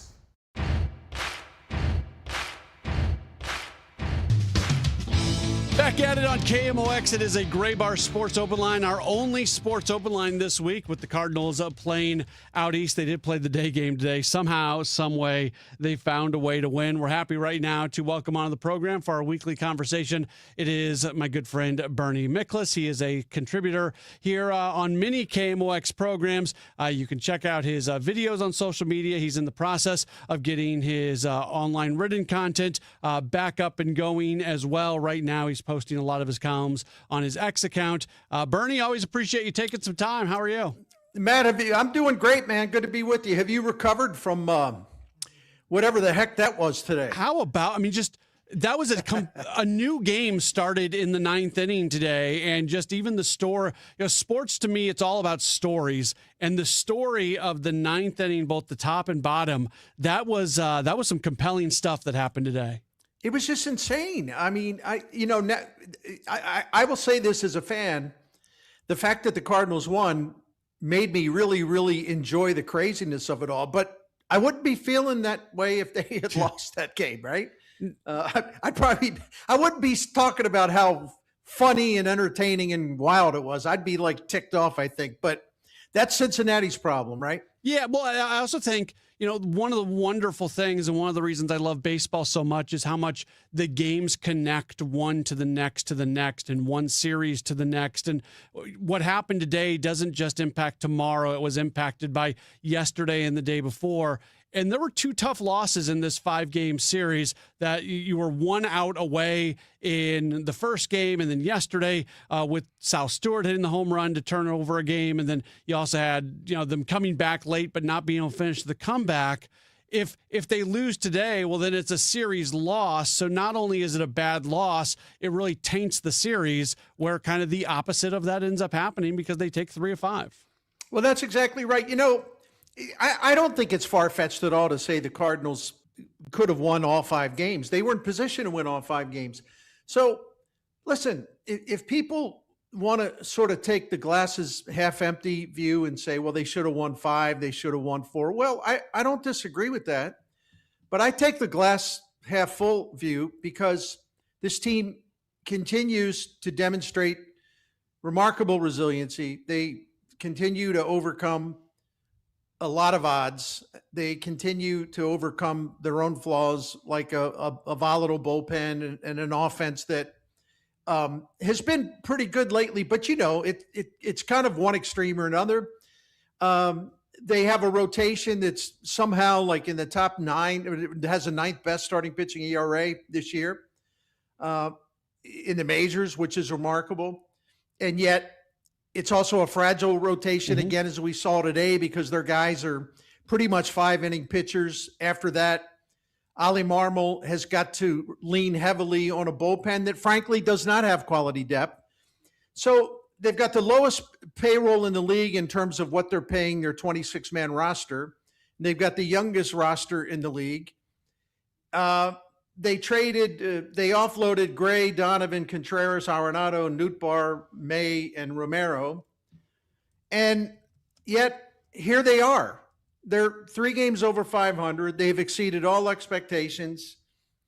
They are embarrassing teams 5 teams that were in the playoffs last year. They have a better record than them.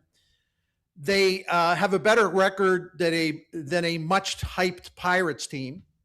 They're better than a Cincinnati team that was hyped, and they're better than about 6 or 7 teams that are spending a fortune relative to what the St. Louis payroll is. So I gave that speech for a reason, because if people want to take away from this, anybody can believe what they want. Well, I'm glad the Cardinals won the series, but they should have won all 5. They should have won 4 out of 5, blah, blah, blah, blah. Well, you can do that.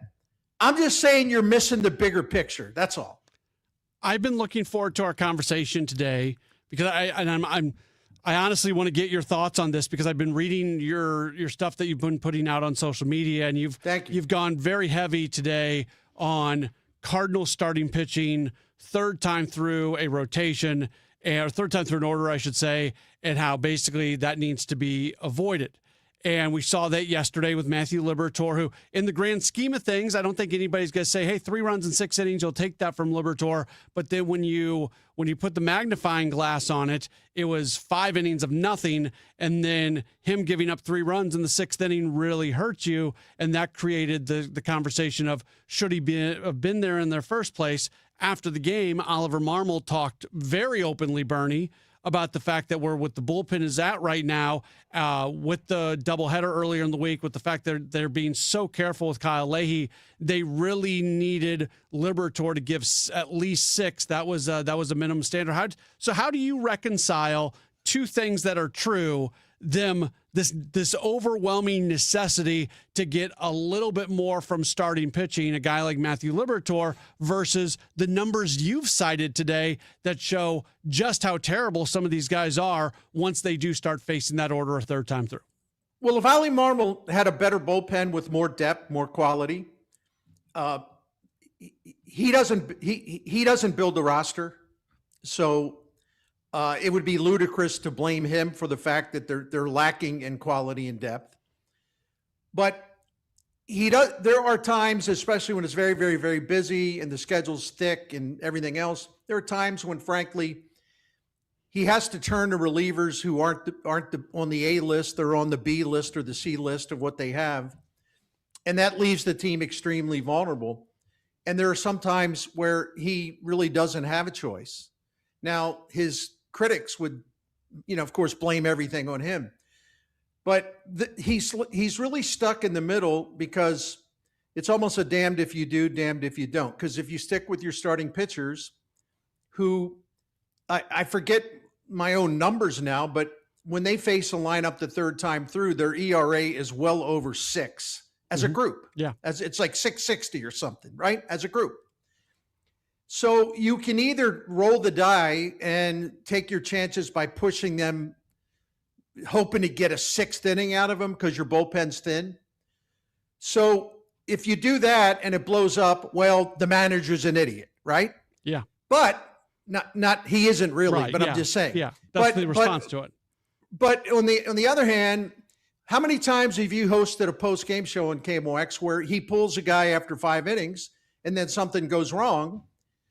And if he would have pulled McGreevy today after 5 innings or Libator last night after 5 innings or whatever, and the bullpen coughs it up because the bullpen's not in good shape, well, the manager's an idiot then too. So one way or the other, unless they win, you're going to have half the people calling him an idiot who believe you took the starter out too soon. Oh, you left the starter in too long. Oh, how can you turn this game over to the bullpen at the top of the 6th inning? The bullpen stinks. Either whatever turn he takes, he's going to be wrong. There's a really good chance that it's going to be, quote, wrong. My thing is take a look at the choices he has before you start, talking about a manager in that spot, any manager in that spot being stupid for making a choice that was a thankless choice, to be honest. And, I said this today a lot, and I'm going to say it again. I have tremendous respect for Chaim Bloom. I am grateful that he's running this baseball operation. The one thing I'm disappointed in, it doesn't cost a lot to build a better bullpen, and you don't have to give up great prospects or even good prospects. I think Chaim Bloom owed this team some reinforcement of that bullpen. To me, I don't even know how they can possibly be even within striking distance of a wild card spot. Yeah, and I love the way Ollie manages the bullpen. Although I will say, Bernie, I didn't love the move today when he went to Soriano, and I was sitting in a room with Kevin Wheeler, Dave Glover, and Andrew Stoltz. So there are people who can know that I said this at the time. Up 5 in that situation, and they had Ferguson up, and I know he hasn't been very good this year. But if you're not going to use him there, you're never going to use him. And if it goes poorly in that moment, you're still in the exact same situation you were in anyways, because you're bringing O'Brien in, but you're bringing O'Brien in having used one less high leverage guy. And that's a decision that I hope doesn't hurt this team come tomorrow, if there's a situation where they could have used Soriano. Well, that's right. That's exactly right. See that? I mean, he's kind of stuck with. Well, I use the word. I'm trying to think of a better word. I'm sorry. He's often, presented with thankless choices. And there are times he makes mistakes. But here's a bulletin. Every manager in the history of baseball does that. But your point is right. That would have been a good spot for Ferguson. I totally agree with you. But then again, and I know that if that thing had blown up, well, he would have been wearing the dunce cap, based by what his haters say. So, what are you going to do if he was given a better bullpen by the front office? A lot of his decisions wouldn't be so perilous. Yeah, but it also, I think you're right in everything that you're saying. I also think that this team could have, and Ryan Stanek was not. I know I've been. St. Louis's leader of defending Ryan Stanek. I also have eyes, Bernie, and he was not very good today. No. He was not very good at all. That happens. But if this team did not have Ryan Stanek and they did not have Riley O'Brien, if those guys would have been moved at the deadline, they would not be where they're at still right now. I don't think there was any way to recover from that. Right. So at least those guys were left, even with them moving on from a JoJo Romero. Listen, you and I never hesitate to push back on each other. But I want to defend you on something, and I'll be quick. When you have praised Ryan Stanek for the way he's pitched for months now, right? Mm-hmm. You weren't correct. I mean, I'm sorry. You weren't wrong. You were totally correct. But what happens is he comes in today and he was bad, and it happens, and he got blown up. That doesn't mean Static sucks. I'd never bring him in a game. No, that's really stupid. No, that's very, very dumb thing to say. So you were correct in pointing out how well he's pitched. But does that mean he's going to do it every time out? The answer is no. No. So what are you going to do, man? You're relying on a guy that's pitched really, really well since, whatever the cutoff date was where he was bad. For a long time, he's been really good. Today, he was awful. It's baseball. It doesn't mean that all the good pitching he's given the Cardinals is erased because of today. I don't understand this all or nothing mentality that's out there so much. Yeah, and again, I would just also take the step back and say, going into yesterday, the Cardinals essentially had the best record in baseball since August 2nd. So the better part of the last 3 weeks, they were tied with a handful of other teams for the best record in baseball. You're going to lose some games that you feel like you should have won. You're going to win some games like today that you feel like you probably should have lost. If you're living and dying on every single game, like that's part of the fan experience. But I also think that there's a line that doesn't need to be crossed where take a step back and just acknowledge, okay, this loss stinks. It happens over 162 games. Go get them tomorrow, get the job done, win the series, and see what happens in Philadelphia. Well, that's right. They're going in, and I don't think the bullpen is in very good shape, to say the least, because they had to overextend it today again. So I don't know what his plans are. I would hope that they would get a fresh arm up here. Philadelphia is a tough place to pitch in, to say the least.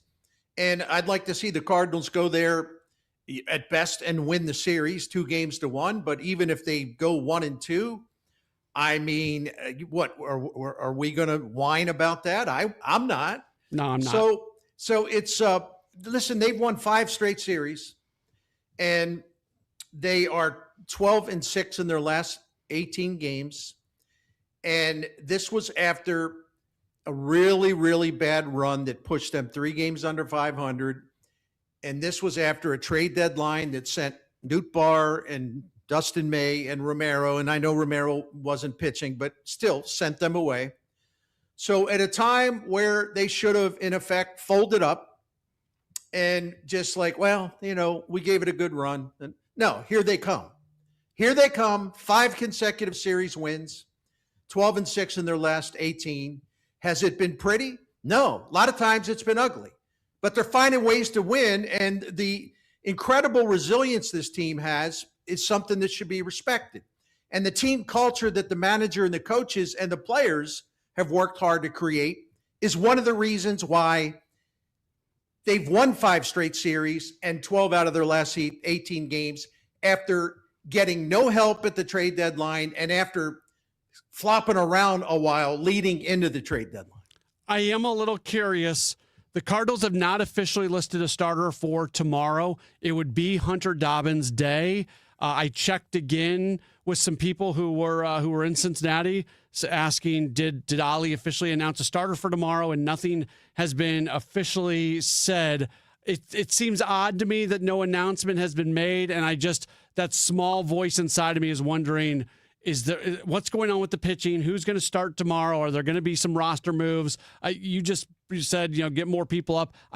I wonder if maybe there's some things going on under the surface that I'm not aware of right now. No, we're going to have to wait, I guess, right? Yeah. And I hope that, I sincerely hope, as we all do, that there isn't something wrong with Dobbins. And I don't mean some catastrophic injury, but maybe something that's giving them pause before sending him out there, where maybe he needs to miss a start or something. I don't know. Yeah. But we'll see. But what are you going to do? I mean, I don't even know who they would call up.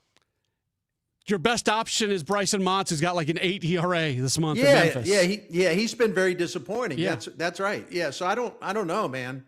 I don't know. So just more challenges for Ali Marmol and Dusty Blake. Absolutely. Bernie, always appreciate you spending some time with us. Before we let you go, can you share with us a little bit about Saliga? Yeah, Saliga Heating and Cooling has been taking care of St. Louis families continuously since 1927. I always start with that because I think it's a remarkable family story, this wonderful family business in St. Louis. down there in South City on Gravois. Been there since 1927. Dan Saliga is the fourth owner, operator of the family business. And the reason why I talk about their background is I think it's important to remember their background and what it means for people that need help with their heating and cooling or air conditioning. That's a track record you can count on. That's a track record that has immense credibility. That's a track record that speaks to how trustworthy, honest, reliable, professional, knowledgeable they are. Because this is a competitive industry in St. Louis, and Saliga Heating and Cooling would not be thriving and would not be getting new clients, new families all the time unless they have earned that trust. They have earned that credibility over 100 years. The same family. They have helped us out for the last 19 years. They have been phenomenal, and I am proud to recommend Saliga Heating and Cooling. So if you need some help, you got any questions, you got any worries, concerns, just go to SaligaHeatingCooling.com, SaligaHeatingCooling.com. You'll get the phone number. You'll also see the list of services and the ways they can help you. It's SaligaHeatingandCooling.com. Thank you. All Access with Ollie Marble on the Gas House Gang. When things aren't going well, I feel like there is a responsibility to answer to it. Even the kid that apologized for yelling, "Let's go, wake up." His seats were the first seats right behind the dugout. You paid good money for those. You get the yell.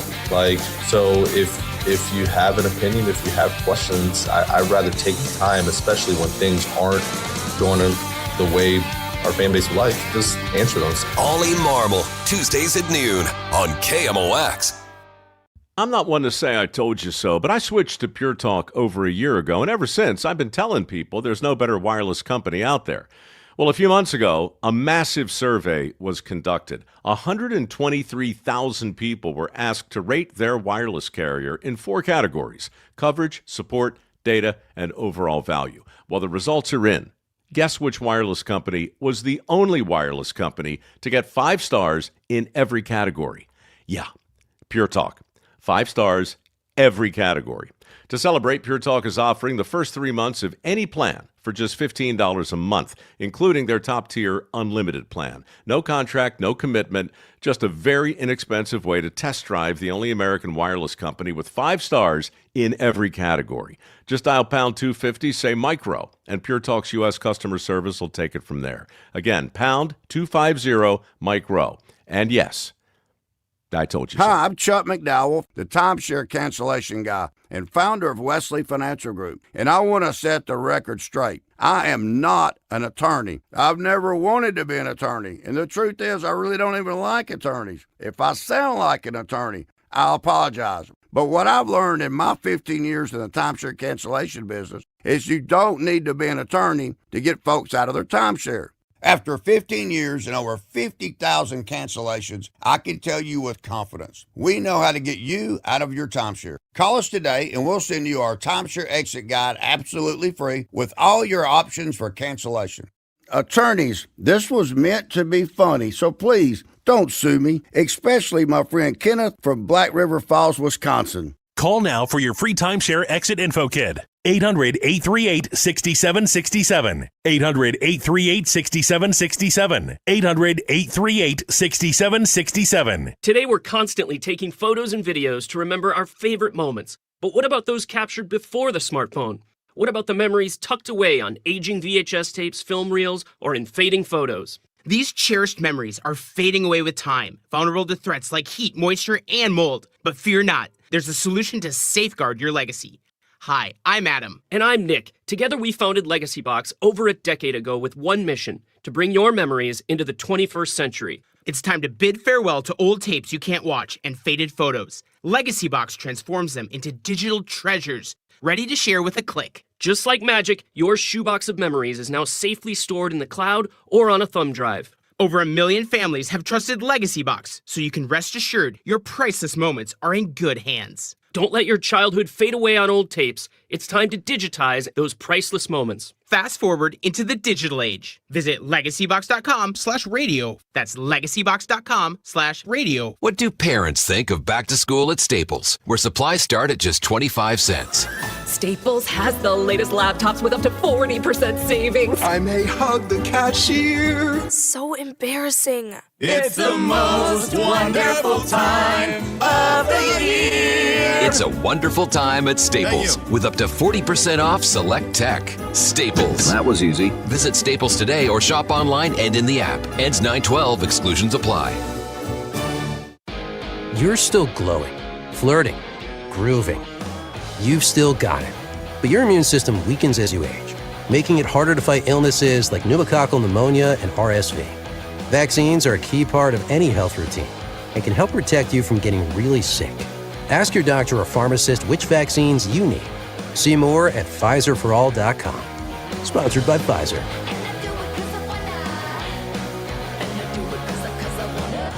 I'm John Morgan of Morgan & Morgan, America's largest injury law firm. Over 35 years, I've seen it all. Car crashes, work injuries, defective products, medical mistakes, lives flipped upside down in an instant. But I've also seen something else, the power of fighting back, the power of winning. Over $30 billion recovered and counting. Size matters, reputation matters, results matter. There's only one Morgan & Morgan. The choice of a lawyer is an important decision and should not be based solely upon advertisements. Past results afford no guarantee of future results. Every case is different and must be judged on its own merits. Summer is here. Time to enjoy baseball, barbecues, and the shade of your trees. When it comes to tree care, call the certified arborist at Gamma Tree Experts. Hi, I'm Tim Gamma. Protect your valuable trees from storm damage or devastating insects such as the emerald ash borer. Knowledge and quality are hallmarks of our reputation. For pruning, spraying, fertilization, or removals, call Gamma Tree Experts today at 314-725-6159 or visit us at gammatree.com. Your trees deserve the best care. Tired of your phone bill constantly going up?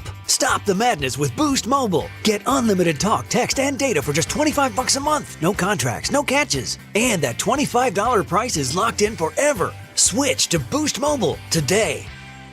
Broadcasting from the Scott Credit Union Studio, 104.1 FM KMOX.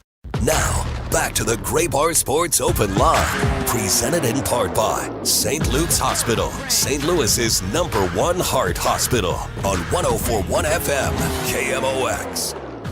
Keeping going here on a Gray Bar Sports Open Line, our only show this week because we've got Cardinals baseball every other night, but they played earlier today. They got a win against Cincinnati, taking 3 of 5. They'll match up against the Phillies coming up tomorrow. City SC, they are in a very busy portion of their schedule, going through the 3 games in 8 days period. They played last night, played to a 1-1 draw against Sporting KC in Kansas City, and this weekend they're going to be back at home on Saturday as they match up against Houston. We're very happy to welcome on to the program right now.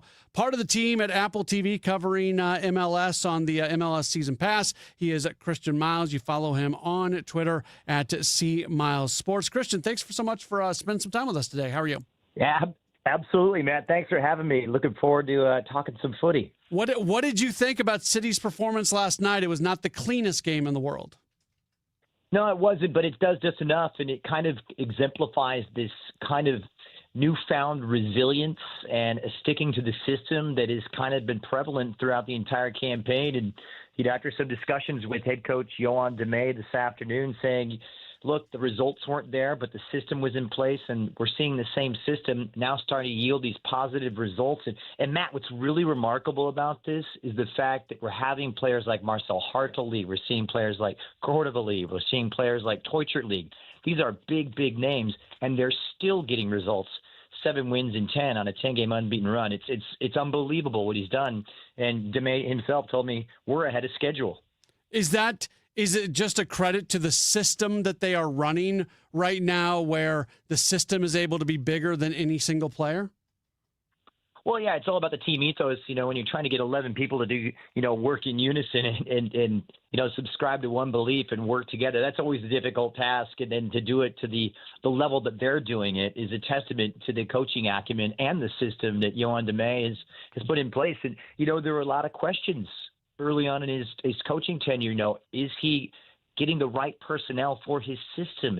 And we saw him control games, but not getting the results, not getting the goals. But now, even without these big name players, those results are coming here. This team, their work rate is just off the charts. They run their socks off for each other. Is there any reason to be concerned that you're in this period of, the 3 games in 8 days, and at times it felt like they were a step slow yesterday? They did not look crisp. For that to be the way they played last night, and then to have another matchup coming up just a few days later, what does a team do to try to navigate through that and maybe find a little bit more energy than what they had last night? Well, you take it with a grain of salt there, because that West Coast road trip really saps your energy, and when you're dealing with 3 games in 8 days and throwing travel in and playing that much, it's just a lot for any team at any level to handle, and given the vast amount of travel they've had. So they were fatigued. They will be, admitting it. They're still disappointed with the result because they thought they should have gotten something out of it, considering the quality of the opposition in Sporting. No disrespect to them, but not exactly having a fantastic season. So, yeah, I wouldn't worry about it long term. It was a hiccup. And when you play in these games in the dog days of summer, in the heat, on the travel, and working as hard in a way of playing that requires so much energy expenditure that these players are, they're bleeding out there. They're emptying their tanks. And so that's what is required in this system. So it's kind of likely that they were going to be a little spent. They were going to be a step slow and a little bit leggy. For whatever reason, they have a hard time in Kansas City, and this rivalry means so much, I think, to both sides. But that is a place where they just, I say historically, it's funny to say that it's still as new as this team is, but historically they don't especially play well there.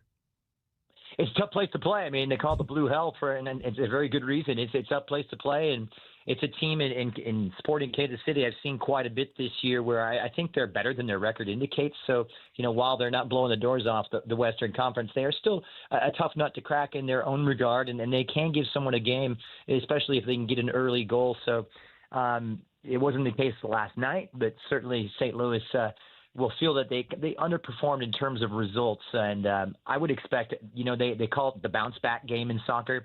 And you couldn't pick a better opportunity and a better opponent to do that against, because this Houston Dynamo team is absolutely steamrolling through Major League Soccer. Yeah, that was kind of going to be my next question. This is an important matchup, but also in many ways with this roll that City's on, this winless streak that they're on, this seems like a litmus test matchup for them as well. It really is, and it's 2 teams that approach the game so differently. We're seeing a St. Louis City side that like to possess. They want to be on the ball. They want to control the game and get it out wide. And this is an up and at 'em Houston side that is very good on the counterattack. They're comfortable without the ball. They're very athletic. Guilherme, the new signing, is making a case for MLS Newcomer of the Year. And you throw in the likes of Bogusz, who's had a pretty good season opening up things on the right, and the play through the middle of the park with Jack McGlynn in support. So this is a team. It's very good going forward, but it's at the back where St. Louis is going to have their work cut out from. They're coming off 4 consecutive clean sheets, 4 consecutive shutouts, Houston, and it's against very impressive opposition.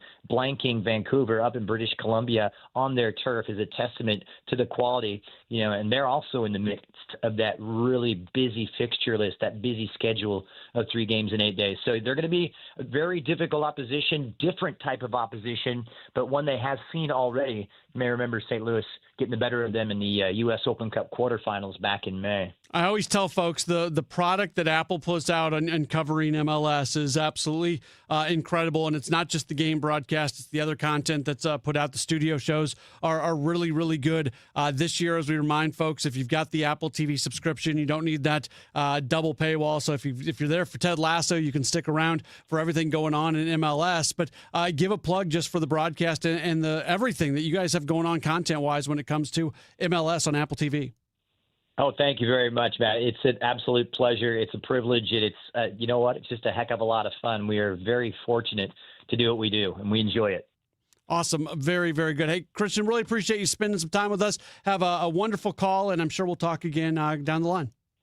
All right, Matt. Thanks for having me. Enjoy the match. All right, very good. That is Christian Miles joining us. He's part of the team over at Apple TV with the MLS package. Again, if you want to watch City SC, that's what I was about to say. That's the best way to do it. Essentially, that's the only way to do it. There's a national TV game every once in a while, but of course, you can also listen on our sister station, Y98, your home for City SC Soccer, and they've always got that. They also have the overlay option on Apple TV as well. If you ever want to get the local City SC broadcast, you can get that on top of Apple TV. I know a lot of people have found that with the Major League Baseball package with MLB TV, where you can take the radio broadcast and overlay it on the radio audio on top of the TV. You can do the same thing when it comes to City SC. So lots of different things. I'm glad more and more services are doing that. That's something, and Apple TV has been really good about that. If you ever watch the Friday night baseball games on Apple TV, they have that option available. A lot of people don't realize that you're watching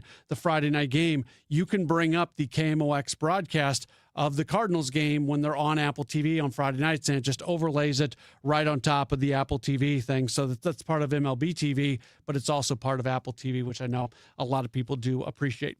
We are going to take ourselves a break, and when we come back, as we get into the 7 o'clock hour, we're going to have an extended conversation with Zach Mortimer. He is the amateur acquisition director with the Cardinals.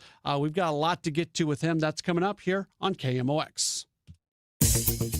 Time now for today's Spotlight on Tech, sponsored by Ethos. Chinese AI startup DeepSeek is raising $8 billion in its second funding round, which would value the firm at around $74 billion. DeepSeek recently launched a new version of its flagship AI model that is much cheaper than rival models for benchmark tests, with artificial analysis reporting that DeepSeek's V4 Flash is 100 times cheaper than Anthropic's Claude Fable 5. I'm Jason Brooks. Back to school season is here, and Dollar General has everything you need to start the school year strong. Don't forget to grab a pair of bright yellow sunglasses from the Yellow Glasses Project for just $2. Every purchase makes a difference, with 100% of proceeds helping support teachers, classrooms, and nonprofit organizations working to improve reading and literacy skills across the country. Stop by Dollar General today and shine bright with the Yellow Glasses Project, available now at Dollar General. The Yellow Glasses Project is a program of the Dollar General Literacy Foundation. I'm with Mark Cantor of Cantor Injury Law. And Mark, why is it so important for you to be a local law firm? Well, being local means more than just advertising here, more than just a billboard on the highway. It means showing up here. It means supporting local events and local charities. But why is local so important? It's important because we know the law, we know the judges, we know the roads, and we understand the community. The choice of a lawyer is an important decision and should not be based solely upon advertising. You can count on Cantor. Visit CantorInjuryLaw.com. Looking for something new? Lombardo Homes is excited to introduce 2 brand new opportunities in St. Charles County. Discover Crooked Creek at Cottleville Trails, featuring stylish new townhomes from the high 300s and access to incredible amenities that make Cottleville Trails one of the area's most sought-after communities. Or find the space you've been dreaming of at South Point Estates, where expansive 3+ acre home sites and top-rated Wentzville schools create the perfect setting for your custom dream home. Visit LombardoHomes.com to learn more about these exciting new communities. Men, if you're suffering from erectile dysfunction or PE, you're not alone. Most importantly, you don't have to live with it. Paramount Men's Medical Center restores men's sex lives in just one visit. Their painless breakthrough treatments eliminate ED and PE, even when Viagra and Cialis don't work. Here's Dr. Simovitz, specialist in men's health. Paramount Men's Medical Center's painless breakthrough treatments eliminate ED and PE, regardless of age or medical history. 98% of patients see instant results right in the office. Men are now lasting longer than they ever imagined. And the best part, at Paramount Men's Medical Center, your consultation and first treatment are free. Qualified patients even get their testosterone checked free. Call 314-720-8444. 314-720-8444. Take control of your sex life. Call now. 314-720-8444. Liberty Mutual customizes your car and home insurance. And now we're customizing this rush hour ad to keep you calm, which could help your driving. And science says therapy is great for a healthy mindset. So enjoy this 14-second session on us. I think you've done everything right and absolutely nothing wrong. In fact, anything that hasn't gone your way could probably be blamed on your father not being emotionally available because his father wasn't emotionally available, and so on. And now that you're calm and healing, you're probably driving better too. Liberty, liberty, liberty, liberty. And Doug. Hot dog! Get your hot dog! Customize! Customize and save with Liberty Mutual. Hey, what are you doing? I like your method. Direct. To the point. A little loud, but... Listen, people don't buy car insurance the same way they do hot dogs. Not yet, but both are customizable. Popcorn! Get your popcorn! Hey, this is a hot dog area. And customize and save area. Get a quote at libertymutual.com or with your local agent. Liberty, liberty, liberty, liberty. Hey, Mom, now that I have an after-school job, I think I want to buy a drum kit. Okay, Rockstar. Let's look at your account. When kids start making money, Chase has easy-to-use tools and expert bankers to help them learn how to manage it. And next month, I'll buy the bass drum and the cymbals. Oh, and maybe some noise-canceling headphones for you. Aw, you've thought of everything. Help kids save, budget, and build financial independence, all with Chase. That's good for kids and good for parents. Visit your local Chase branch and get started. Account subject to approval. J.P. Morgan Chase Bank, N.A. member FDIC. This is the story of the one. The one who keeps multiple buildings running smoothly day after day. Plumbing that flows, HVAC that hums, cleaning supplies that keep surfaces sparkling. That's why she counts on Grainger. With easy reordering online and 24/7 support, Grainger helps her keep the products she needs on hand. So shelves stay stocked and buildings stay ready. Call 1-800-GRAINGER, click Grainger.com, or just stop by. Grainger, for the ones who get it done.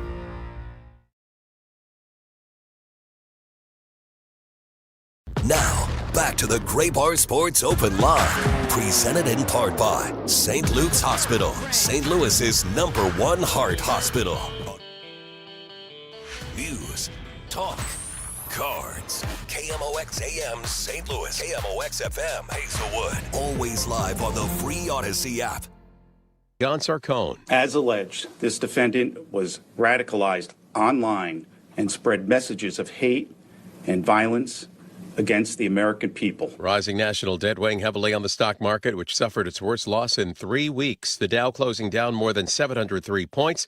The U.S. government's debt topped $40 trillion Wednesday. In Massachusetts, after less than an hour of testimony, the jury in the murder trial of Lindsay Clancy sent home early this morning. Her attorneys claim she killed her 3 children due to postpartum psychosis. In Ukraine, a Russian missile barrage killing at least 14 people in Kyiv. Emergency crews pulling people from the rubble as fires burn through residential buildings. This is ABC News. After living in the U.S. for 6 years, Prince Harry and his wife Meghan are planning to move back to the U.K. within weeks. ABC News Royals contributor Victoria Murphy on what we know so far. There's a reminder being put out that they're not working royals and that nothing has changed in their status. There's not going to be any half-in, half-out option as far as representing the monarchy goes. And I think that's a bit telling as to where the frictions might lie in the future with the royal family. As far as William goes, there's been no comment, and we know that that relationship remains very much estranged. The U.S. Postal Service launching a review after a mailman was caught on camera attacking a well-known neighborhood peacock in Pasadena, California. Video appears to show the mail carrier on Tuesday throwing a rock at the bird known as Sugar and then hitting it with a stick or a club. Neighbors tell our ABC station KABC that they're outraged but admit that Sugar does have a reputation. The local Humane Society is evaluating Sugar for injuries. Dave Packer, ABC News.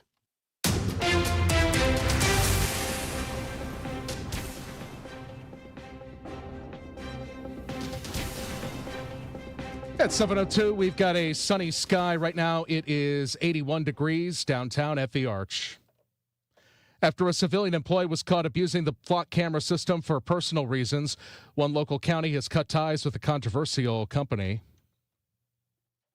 A new audit feature rolled out by Flock alerted St. Charles County Police to one of their employees improperly using the system for personal reasons.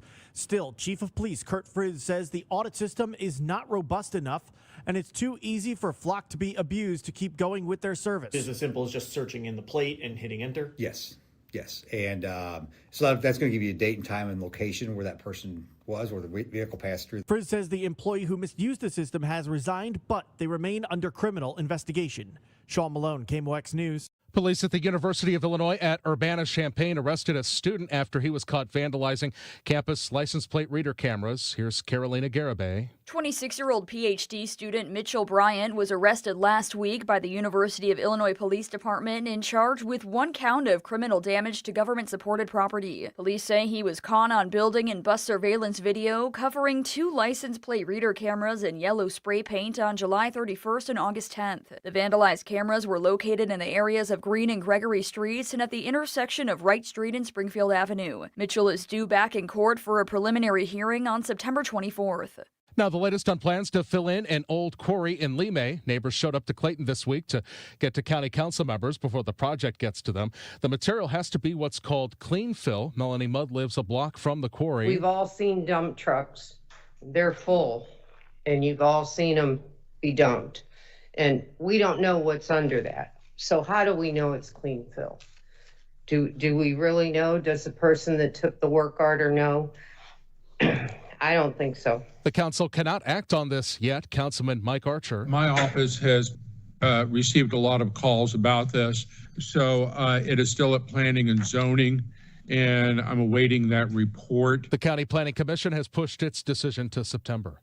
Record-breaking crowds leads to some long wait times at the big PGA event in town. In a statement thanking fans for their unprecedented turnout to Belle Reve Country Club, the BMW Championship announced that complimentary spectator parking lots at Family Arena were nearing capacity on Thursday, calling it a testament to St. Louis and its passionate golf fans. With even more fans expected over the weekend and to avoid longer wait times, the tournament is encouraging fans to carpool whenever possible or consider using rideshare. Rideshare drops off at 175 South Mason Road at Whitfield School, steps from the main entrance.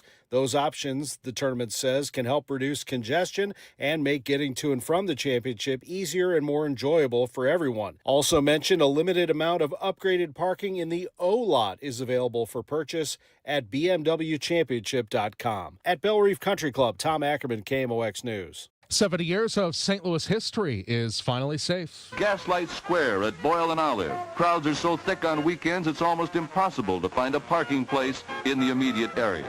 Things of interest are the sidewalk artists making sketches to order and exhibits of oil paintings. St. Louisans are flocking to this new mecca of nightlife in ever-increasing numbers. 9 PBS won a court battle to retrieve a 50-terabyte archive of photos and footage dating back to the 1950s, all about St. Louis. The files were trapped in an Iron Mountain data center after the station's cloud storage provider went out of business. Because of privacy rules, Iron Mountain refused access without a court order, but a judge has now ruled that the data center has to work with 9 PBS and hand over the files. Forecast overnight, clear sky, low 67 degrees for Friday, sunshine, a little warmer, high 88. For tomorrow night, we could have a spot storm after midnight toward the Saturday morning hours. 69 Friday night, 86 for Saturday, 83 for Sunday. Right now, downtown at the Arch, we'd still have some sunshine. It's 81. I'm Michael Calhoun, KMOX News. Now, back to the Gray Bar Sports Open Line, presented in part by St. Luke's Hospital, St. Louis's #1 heart hospital on 104.1 FM, KMOX. All right, starting to get rolling with the 7 o'clock hour. I'm only going to be with you here in this segment for a few minutes. We are going to break early, and we're breaking early for a really good reason. I've got an extended conversation, and I'm really looking forward to folks hearing this.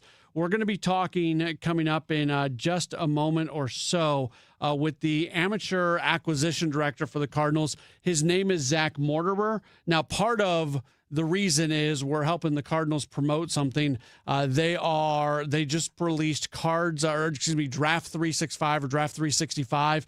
It's a really well done video feature, a show. It's 21 minutes long. It's worth your 21 minutes and more. I wanted more of it. I wish it was longer, to be perfectly honest with you. I loved watching it. It is a completely behind the scenes, full access to everything that the Cardinals do leading up to the draft. You're in meetings. You're with scouts on the road. You're at workouts at Busch Stadium. You're in the draft room as the draft is happening. You're at poker night when the scouts all get together to have a fun night towards one of the times when they were having meetings together. It's awesome. And Zach Mortimer is going to be with us to talk about it a little bit, but that also gave us the opportunity to talk about how the Cardinals go about scouting and the life of a scout and everything that goes along with it. And also, we'll get into a little bit with some of the players who were recently drafted as well. Matthew Rocchio, you've got a look on your face right now. Did you ask him how he pulled off the unbelievable shift of pro baseball writer to pro baseball scout, which is kind of how he got started? I didn't. That'll be a future conversation. That's wild to me. Every time that happens, it's wild. He's been doing this for 13 years in the Cardinals organization. Super interesting guy. I loved our conversation. I didn't realize I'd gone 30 minutes with him. Like, I should probably start to wrap this thing up. So we're gonna get Zach on again. He told me, he gave me the when we're done recording. He's like, hey, anytime you want me on, anytime you want something for me, just let me know. Okay. I'm going to take you up on that. Someone's new. I'm going to take you up on that. So I really enjoyed the conversation with Zach Mortimer for sure. Also, you heard Tom Ackerman during our top of the hour news mention it as well. I wish we had more sports open lines this week because I could have devoted more time talking about the BMW Championship going on over at Belle Reve, which is awesome. The golfers that are in the St. Louis area are amazing. The top of the leaderboard right now is awesome. There's a 5-way tie at 6 under. That includes guys like Rory McIlroy, who's there tied for first. But with that, there are a lot of people that are going. St. Louis is showing out in a really, really big way. They are asking if there's a way to carpool whenever possible or use rideshare. Rideshares are dropping you off on Mason Road, just steps from the main entrance. Consider doing that because St. Louis, again, we show up for sports. We really show up for big-time events, and this is a big-time event, to say the least. So just wanted to give you an update on that. And we'll come Monday when this thing wraps up, we'll spend more time on it because it's a point of pride, I think, for St. Louis to be hosting this event and hosting this event in the way that they are. All right, we'll talk with Zach Mortimer coming up in just a moment. I do want to tell you right now about my friends at i3 Broadband. They are my internet service provider at my home, and I could not think of a company that I would want giving me internet than them. That I say providing, because that's part of the reason I like them. I never feel like, and I was an i3 customer way before I was talking about them on the radio. And when I pay my bill every month, just like anybody else, I never feel like I'm getting gouged. I go to the cable company, I go to other telecommunications companies. It's like, what am I paying for? How in the world can this be this much money? I don't feel that way about i3. It's a really good price. Different prices depending on the speed that you get, but you always get gig speed internet. They've got 1 gig, 2 gig, 8 gigs. The speed is always mirrored upload and download. That's a really big thing as well. That's going to guarantee that you have truly speedy internet. So see if they're available in your neighborhood. They are continuing to add more and more neighborhoods through the St. Louis area. Go to i3broadband.com/radio, i3broadband.com/radio. It's time to make the change. i3 Broadband, it's the best internet you're going to find. i3broadband.com/radio. Make sure to check it out. You're still glowing, flirting, grooving. You've still got it. But your immune system weakens as you age, making it harder to fight illnesses like pneumococcal pneumonia and RSV. Vaccines are a key part of any health routine and can help protect you from getting really sick. Ask your doctor or pharmacist which vaccines you need. See more at PfizerForAll.com. Sponsored by Pfizer.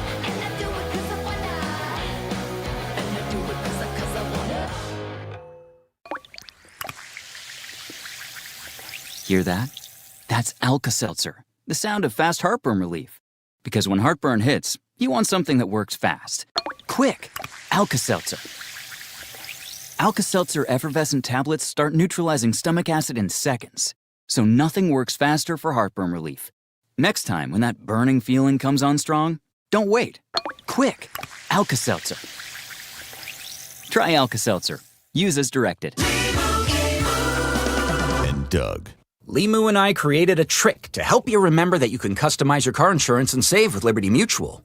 You see, the shirts Limu and I wear are yellow, and yellow is the color of lemons, and lemons grow on trees, and trees provide oxygen, and oxygen helps us breathe, and breathing is how you live, and you can live more life when you save money by customizing your car insurance. I agree, Limu. It's really quite simple. Only pay for what you need at libertymutual.com. Liberty, liberty, liberty, liberty. Hi, I'm Chuck McDowell, the timeshare cancellation guy and founder of Wesley Financial Group, and I want to set the record straight. I am not an attorney. I've never wanted to be an attorney, and the truth is I really don't even like attorneys. If I sound like an attorney, I apologize. But what I've learned in my 15 years in the timeshare cancellation business is you don't need to be an attorney to get folks out of their timeshare. After 15 years and over 50,000 cancellations, I can tell you with confidence, we know how to get you out of your timeshare. Call us today and we'll send you our timeshare exit guide absolutely free with all your options for cancellation. Attorneys, this was meant to be funny, so please don't sue me, especially my friend Kenneth from Black River Falls, Wisconsin. Call now for your free timeshare exit info kit. 800-738-9900. That's 800-738-9900. 800-738-9900. Is your home, business, or church looking tired, chalky, or in need of curb appeal? Go Rhino. Tired of painting year after year? Go Rhino. Our unique 3M ceramic technology is perfect for brick, stucco, aluminum, steel, color lock masonite, and more. It's backed by our 25-year transferable warranty to not chip, crack, or peel. Great if you're staying, and even better if you're selling. Our ceramic coating allows you to maintain all of your architectural features. The decision to do vinyl will leave your home looking like a plastic moldy box. With Rhino Shield, in 15 years, your home will still have that, wow, it looks like you just got it painted. We've done large condo complexes, parking garages, pole barns, and commercial strip malls. We coat sloped and flat roofs to extend their lives too. Evaluations are free. 877-25-RHINO or 877-25rhino.com. See what we did there? Genius. Tell them, ladies. Don't paint, don't vinyl, go Rhino Shield. Never paint your house again. Rhino Shield. Charlie Brennan here with a happy 35th anniversary to John and Cindy Morelli, who started Morelli Tuck Pointing in 1991. They were later joined by their daughter Deanna and her husband Julian. As of today, the Morellis have won every award possible for the tuck pointing industry. The BBB Torch Award, the Next Door Neighbor Fave Award, and an A+ rating from the Better Business Bureau. When you're out in the yard or on your patio, take a look over your brick, stone, and mortar joints on your walls, chimney, walkways, and retaining walls. If they need repair, Morelli would love to help. It's a good idea to do that home maintenance before leaks are created or rebuilding is necessary. We've used Morelli Tuck Pointing to work on 2 homes and have found Morelli's bids to be fair, their work is excellent, and they clean up after themselves. 314-645-1387 and MorelliTuckPointing.com. Income is the outcome that matters the most in retirement. Join us for Kickin' with the Rickens, Redefining Retirement with Jerry Ricken and Heidi Ricken Provost every Saturday at 3 p.m. right here on KMOX, and get more at RickenFinancial.com. SNL Coin. We buy gold and silver coins, silver and gold jewelry. Also buying gold-filled and silver plates. Before you sell, call SNL. 314-544-3600. 314-544-3600. SNL Coin. Yesterday, today, and tomorrow. KMOX, the voice of St. Louis.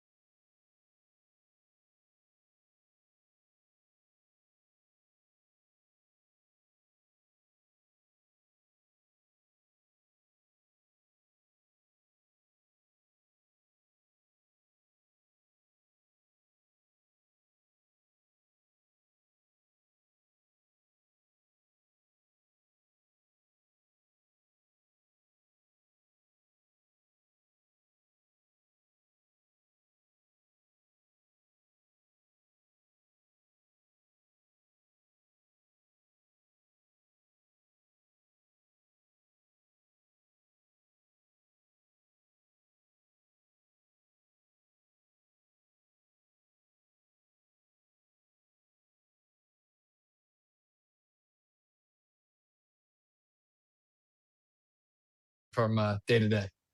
When we're talking about scouting, because Randy Flores at one point says in this, it's not just a radar gun. And there was some of the inside looks on the meeting was conversation about guys' makeup. You guys had a workout and it was talking about who's going to go out and pick up the help shag balls. Like it goes much more than just the physical attributes. How tough is it for a scout to be able to recognize those things and be able to get to know all these players and know them beyond just what's going to show up even on film and certainly show up on a box score? Yeah, I think that's back to the first point of, we just have to change and keep evolving with the job. And before, the radar gun was extremely valuable because there was no other way to capture that information.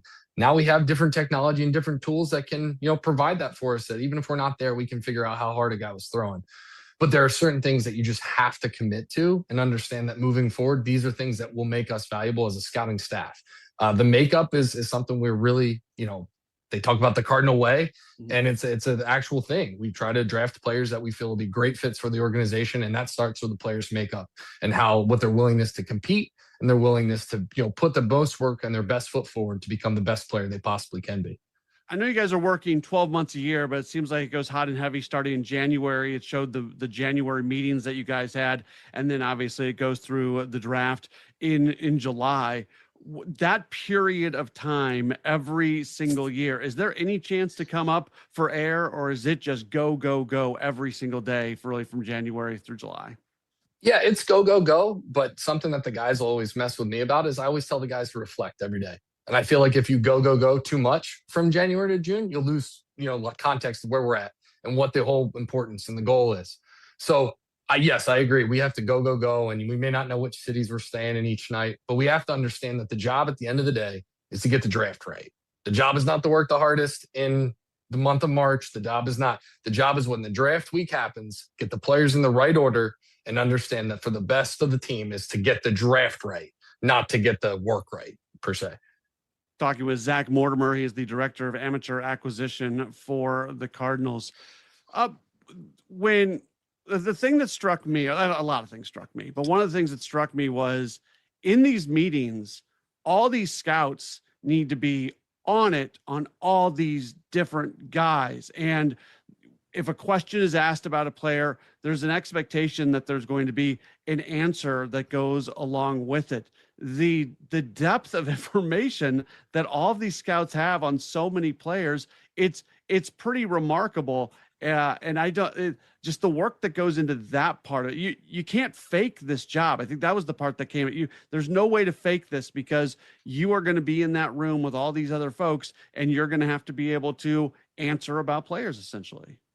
Yeah, I think it's a credit to our staff. Our staff, the preparation, the work that they do to put themselves in the right position to have that information, whether that be phone calls that people don't understand the value of at the time of the call. But hey, something might come on the backside of that. Like, I'm so glad I had that call because now I have a connection with this coach. So if I ever need information from him again, he'll be a reliable source. So I think it's just a credit to our staff. They put the work in, they have the right connections, they spend the time, they put us in a really good spot to be successful.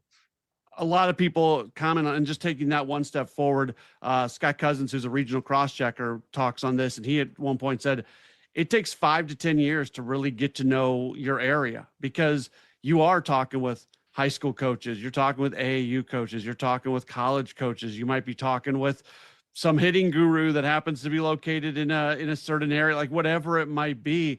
This is not something where somebody jumps into this job and they can just do it.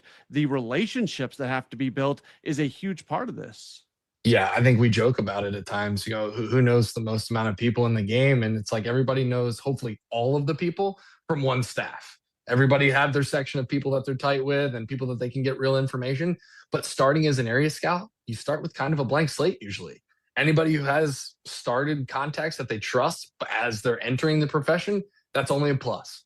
But it's something that if you put the work in and it's kind of just the way of baseball. If you give people the respect that you're going to respect the job, people will respect you and that you're trying to help your organization do the best they can. Chaim Bloom, when addressing you guys, and it's actually interesting because the entire thing starts with his introductory press conference, which alludes to where the Cardinals are going to go and how important it is that this is a team that drafts well, develops well, all of that. And at one point, Heim says something along the lines of, it's not about meeting the standard, but it's about setting the standard. Is that something that drives everybody kind of on an everyday basis? Yeah, I think I closed the thing with, I said it's so hard to get a perfect draft, so the work's never finished.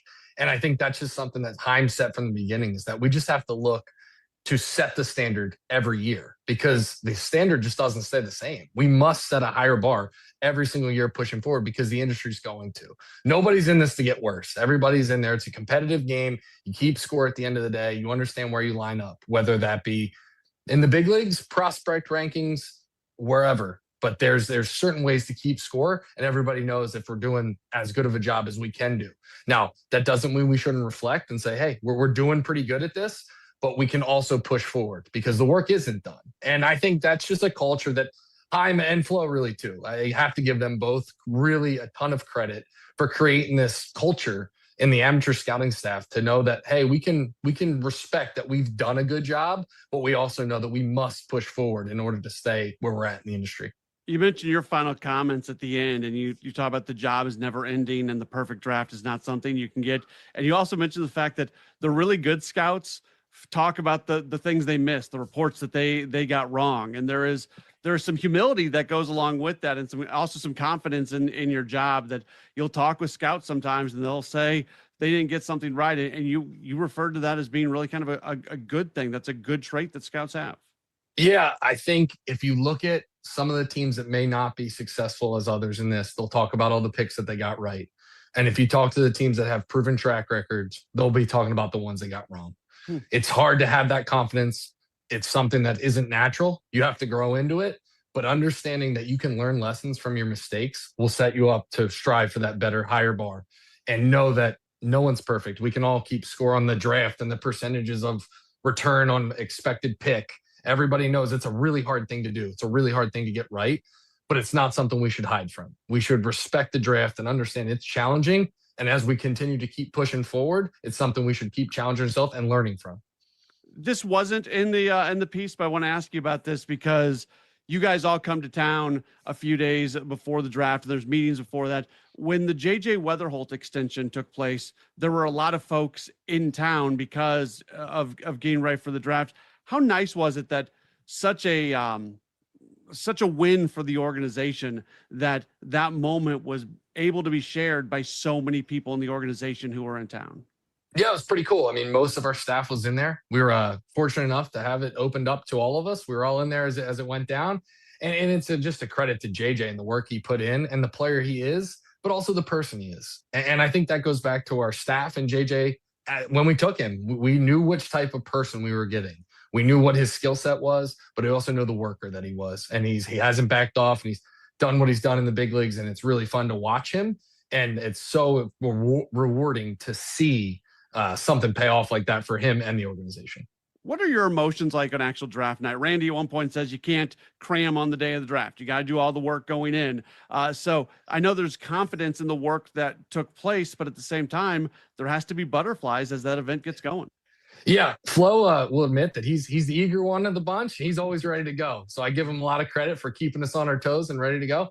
I try to keep everybody calm. I think that's always kind of been my role, is just to try to, hey, we've done the work. We know where we're at. We know why we're successful and why we're going to be successful. And we know everything. Nothing on the fly is going to hit us that we're unprepared for, because we've done this work and we know where we're at. So I try to keep everything nice and calm for the group, and hopefully it helps us be a little bit more successful for that. But I think the balance of, the eagerness and the want to get the best player mixed with a little bit of calmness is great for an organization and a draft team. There's going to be moments in the draft, whether it's the first round or it's the last round, you're going to be one or two picks away, and a team or two in front of you is going to pick somebody that you guys are ready to go with. I know the stomach has to drop a little bit at that moment, but at the same time, you have to lock back in and get ready to make that next selection and find that next player who can be a great Cardinal moving forward. What is that emotion like when you do have maybe a disappointment, a pick or two before it's time for you to make a selection? Yeah, I mean, it's so interesting too, because it changes so much year to year. Some years you'll get your pocket picked, is what you're referring to. 4 or 5 times and you're like, man, again? And you have to get back to the list and focus on what you need to focus on and make sure the next person's lined up, make sure everything, everything's taken care of. And then other years or years in a row, knock on wood, you'll go and, hey, we're good to go. We've got the board set. We'll be in the right spot. We'll have everything set up the way we can be. But when it goes wrong, I think you're really thankful that we did the work. That's what we feel as an organization and a group, because those are the times that the work really pays off. Because if you're just reacting in that moment without preparation and work done, it's a really hard thing to catch up to in a 6-minute span.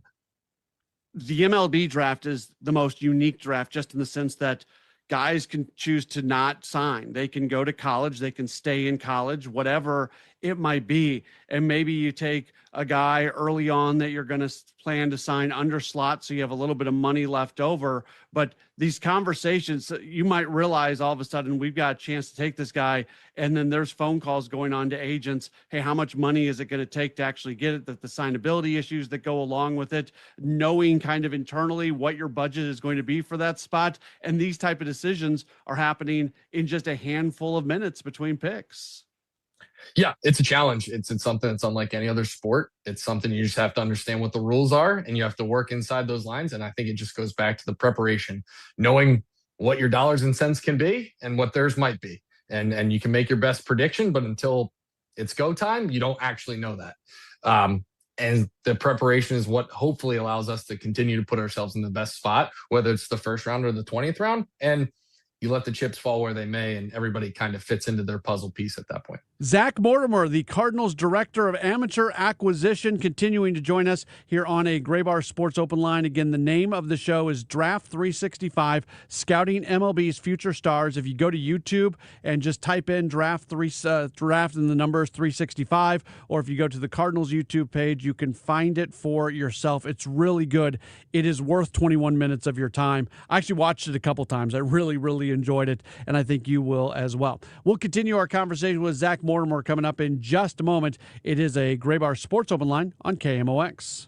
The Cardinals conversation doesn't end when the game does. Watch the Gas House Game, Redbird Rush Hour, Sports Open Line, and sports on a Sunday morning whenever and wherever you want. Plus, exclusive conversations with Cardinals manager Ollie Marmol, president of baseball operations Chaim Bloom, players, broadcasters, and baseball insiders. Subscribe today to the KMOX Sports YouTube channel, because Cardinals fans deserve a front row seat. Hey, John, why so glum? I just got let go. The company's downsizing. This is the 3rd time in the last 2 years. I'm done with this. Have you thought about My Computer Career? I've heard they can train you for a career in IT in just a few months, including cybersecurity and the basics of AI. And you don't need prior training or experience. Now that's a recession-resistant career. Wow, thanks. I'll check them out. Go to mycomputercareer.edu and take the free career evaluation. Mycomputercareer.edu, an Elite CompTIA certification partner. Financial aid is available to those who qualify, including VA benefits. This is the story of the one. As a maintenance engineer at a beverage manufacturing plant, he starts his day knowing every line is ready to run, because Grainger delivers the industrial-grade products he needs to keep mixers, conveyors, and packaging equipment moving. With Grainger's vast selection of bearings, belts, and motors, he keeps operations running smoothly, so nothing grinds to a halt. Call 1-800-GRAINGER, click Grainger.com, or just stop by. Grainger, for the ones who get it done. I'm Tom Ackerman with this month's Siteman Cancer Center Spotlight. We are talking to Dr. Premal Thacker. So we're trying to actually educate our general surgeons if you're getting a hernia repair or a gallbladder out and a woman is done with childbearing, even if they don't have an elevated risk for the development of ovarian cancer, to really get those fallopian tubes out. So we're on a mission to try to prevent ovarian cancer. Siteman Cancer Center, national leaders in cancer. For more information, visit siteman.washu.edu. Are moles tearing up your yard? Don't let these lawn invaders turn your beautiful property into a mess. Rottler Pest Solutions offers professional mole control services to protect your lawn from damage. Visit Rottler.com today to schedule your free inspection. St. Louis, are you ready to rock? AC/DC is bringing the Power Up Tour to the Dome at America's Center Tuesday, September 8th. Hear legendary hits like Back in Black, Thunderstruck, and Highway to Hell, performed live by one of the greatest rock bands of all time.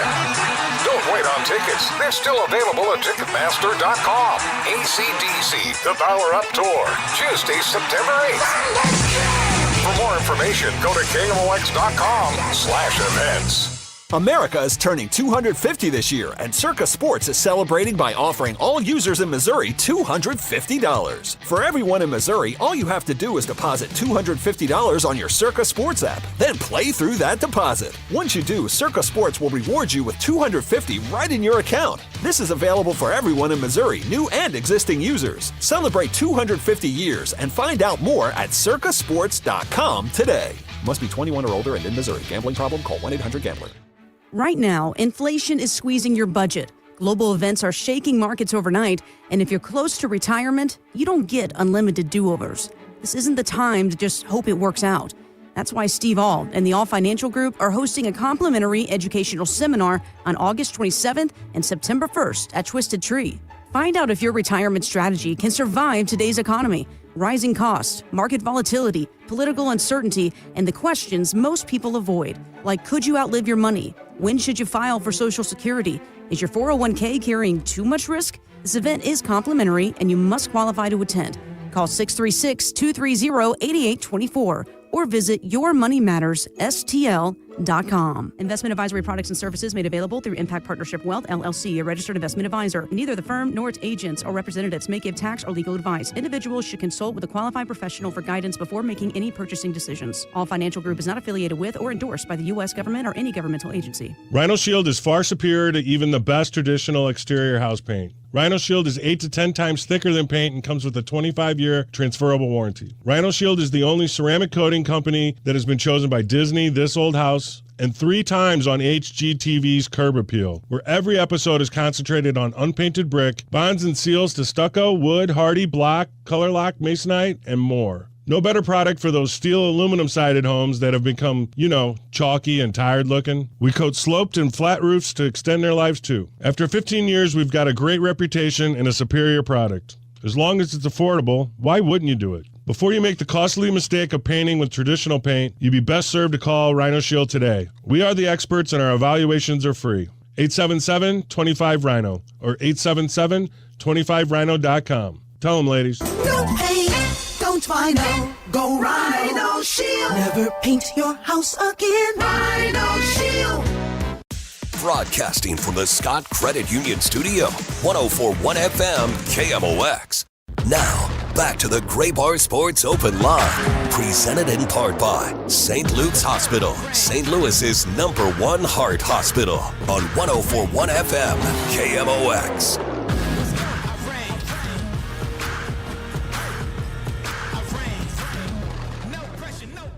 Welcome back in. This is a Gray Bar Sports Open Line on KMOX. We're going to continue our conversation with Zach Mortimer. He is the amateur acquisition director for the Cardinals. We're talking to him in part to promote the Draft 365 show that was just recently released by the Cardinals and Cardinals Productions to their YouTube. It is incredible. It is a behind-the-scenes inside look at everything that goes into the draft, and it starts in January with initial meetings. It goes through a workout that they hold at Busch Stadium, the scouts that are on the road, really the scouts for the organization are the star of this, and it's really good. I would strongly encourage you to go watch this for yourself. So as we do continue our conversation with Zach, where we were up to before we took a pause was the actual night of the draft, and everybody is together, and you go through the first 12 picks, and then the Cardinals have their pick, and they make the decision with pick number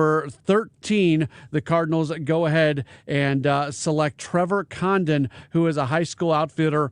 There's still so much work to do that night. The Cardinals had so many top 100 level picks. You can't just be stop and celebrate. I know everybody's still got a lot of work to do, but can you describe what the feeling is like in that moment as another individual who's expected to be a big part of the organization officially does join the organization, being drafted number 13? Yeah, it's a really fun time. It's a fun thing to be a part of. It's why we do the job.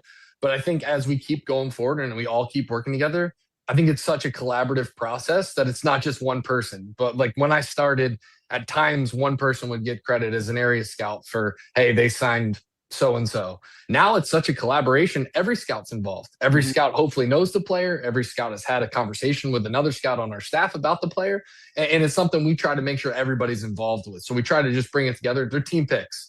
Now, there might be a signing scout specifically, but they're all going to play for the Cardinals organization. And that's something that I think I give a ton of credit to our staff as accepting, because some other organizations don't run it like that. It's still a little bit isolated, and your area is your area and the other person's area is the other person's area.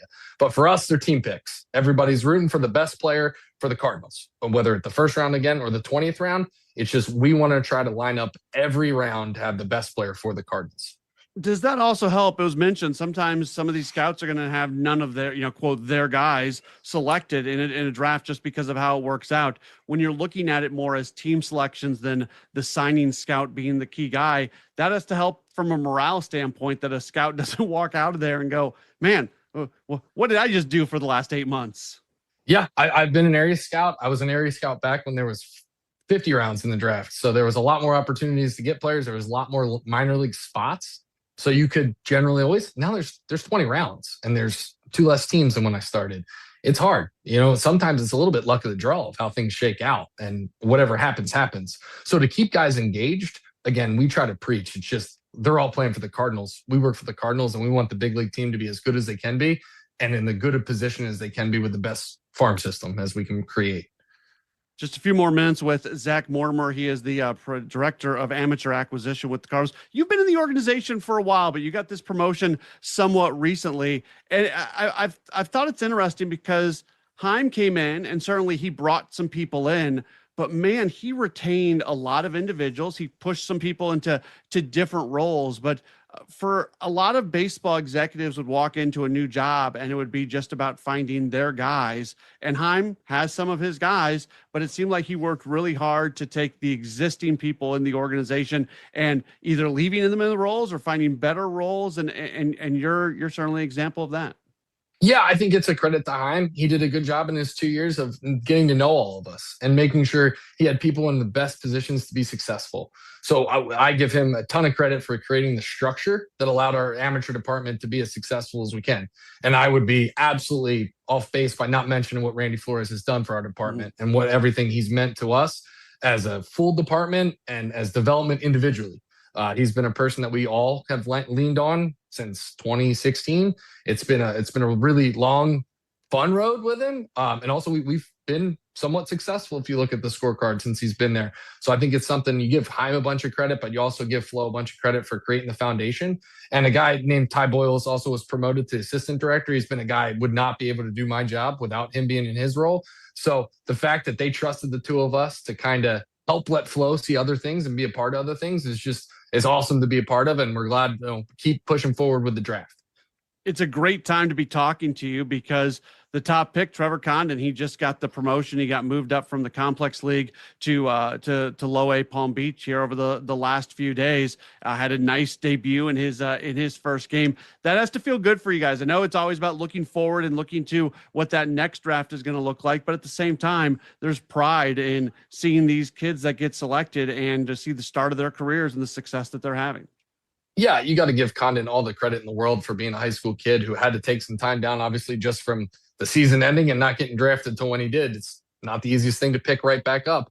And to be able to work his way into a decision to be promoted to low A is just credit to himself, the worker that he is, his preparation and all the things that he puts into the game and his willingness to compete. I will give the kid all the credit in the world. He's not going to be scared of the moment.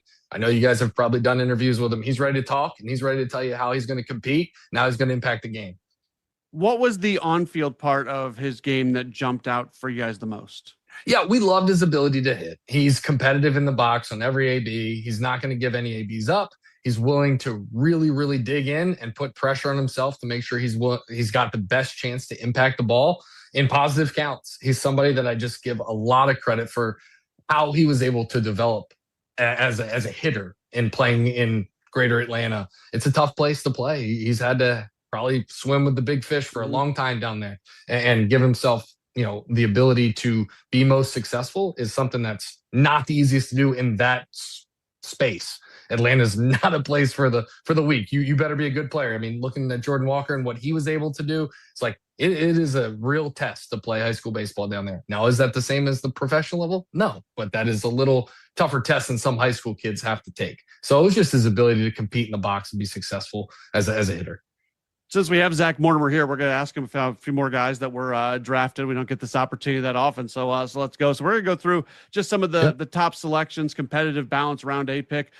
Tegan Coons was selected. He was another Tennessee guy that a lot of Tennessee pitchers have made their way into the Cardinals organization, and he's got some uniqueness to the way he goes about his craft. Yeah, and Tegan, we've known him since high school. He's from Central PA, which is a place we scouted heavily in high school to see if he was ready to sign. Obviously, he worked his way to Tennessee, and we were just so impressed with the development he had there.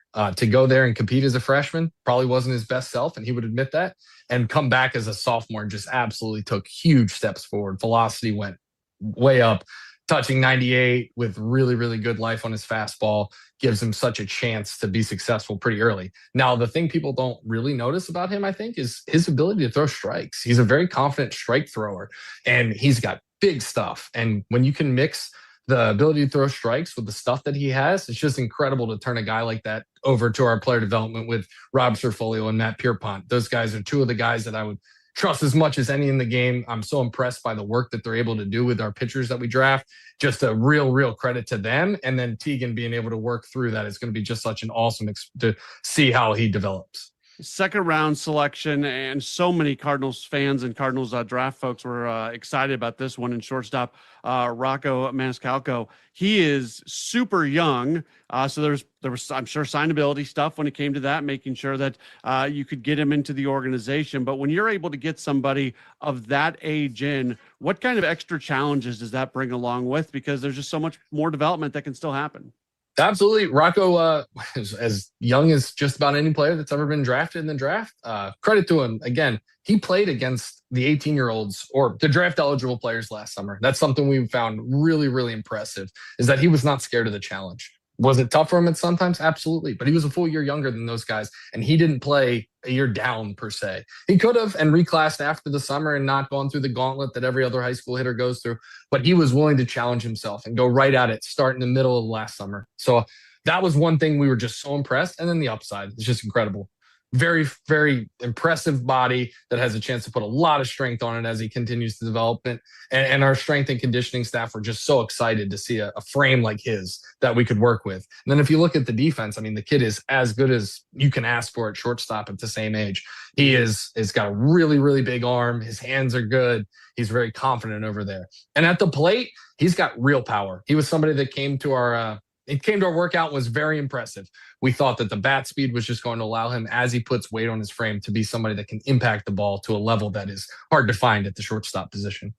It's good to remind folks that, you know, in a tough offseason, just in terms of players that Cardinals fans loved going away, there was value to that. And there was a couple draft picks acquired in the Brendan Donovan trade. And the first one was competitive balance round B pick. And you guys went with Andrew Williamson on that pick. And another guy that I know there's a lot of excitement about. Baseball America had him as the number 45 prospect in the 2026 class. So it feels like you got a ton of value in this pick.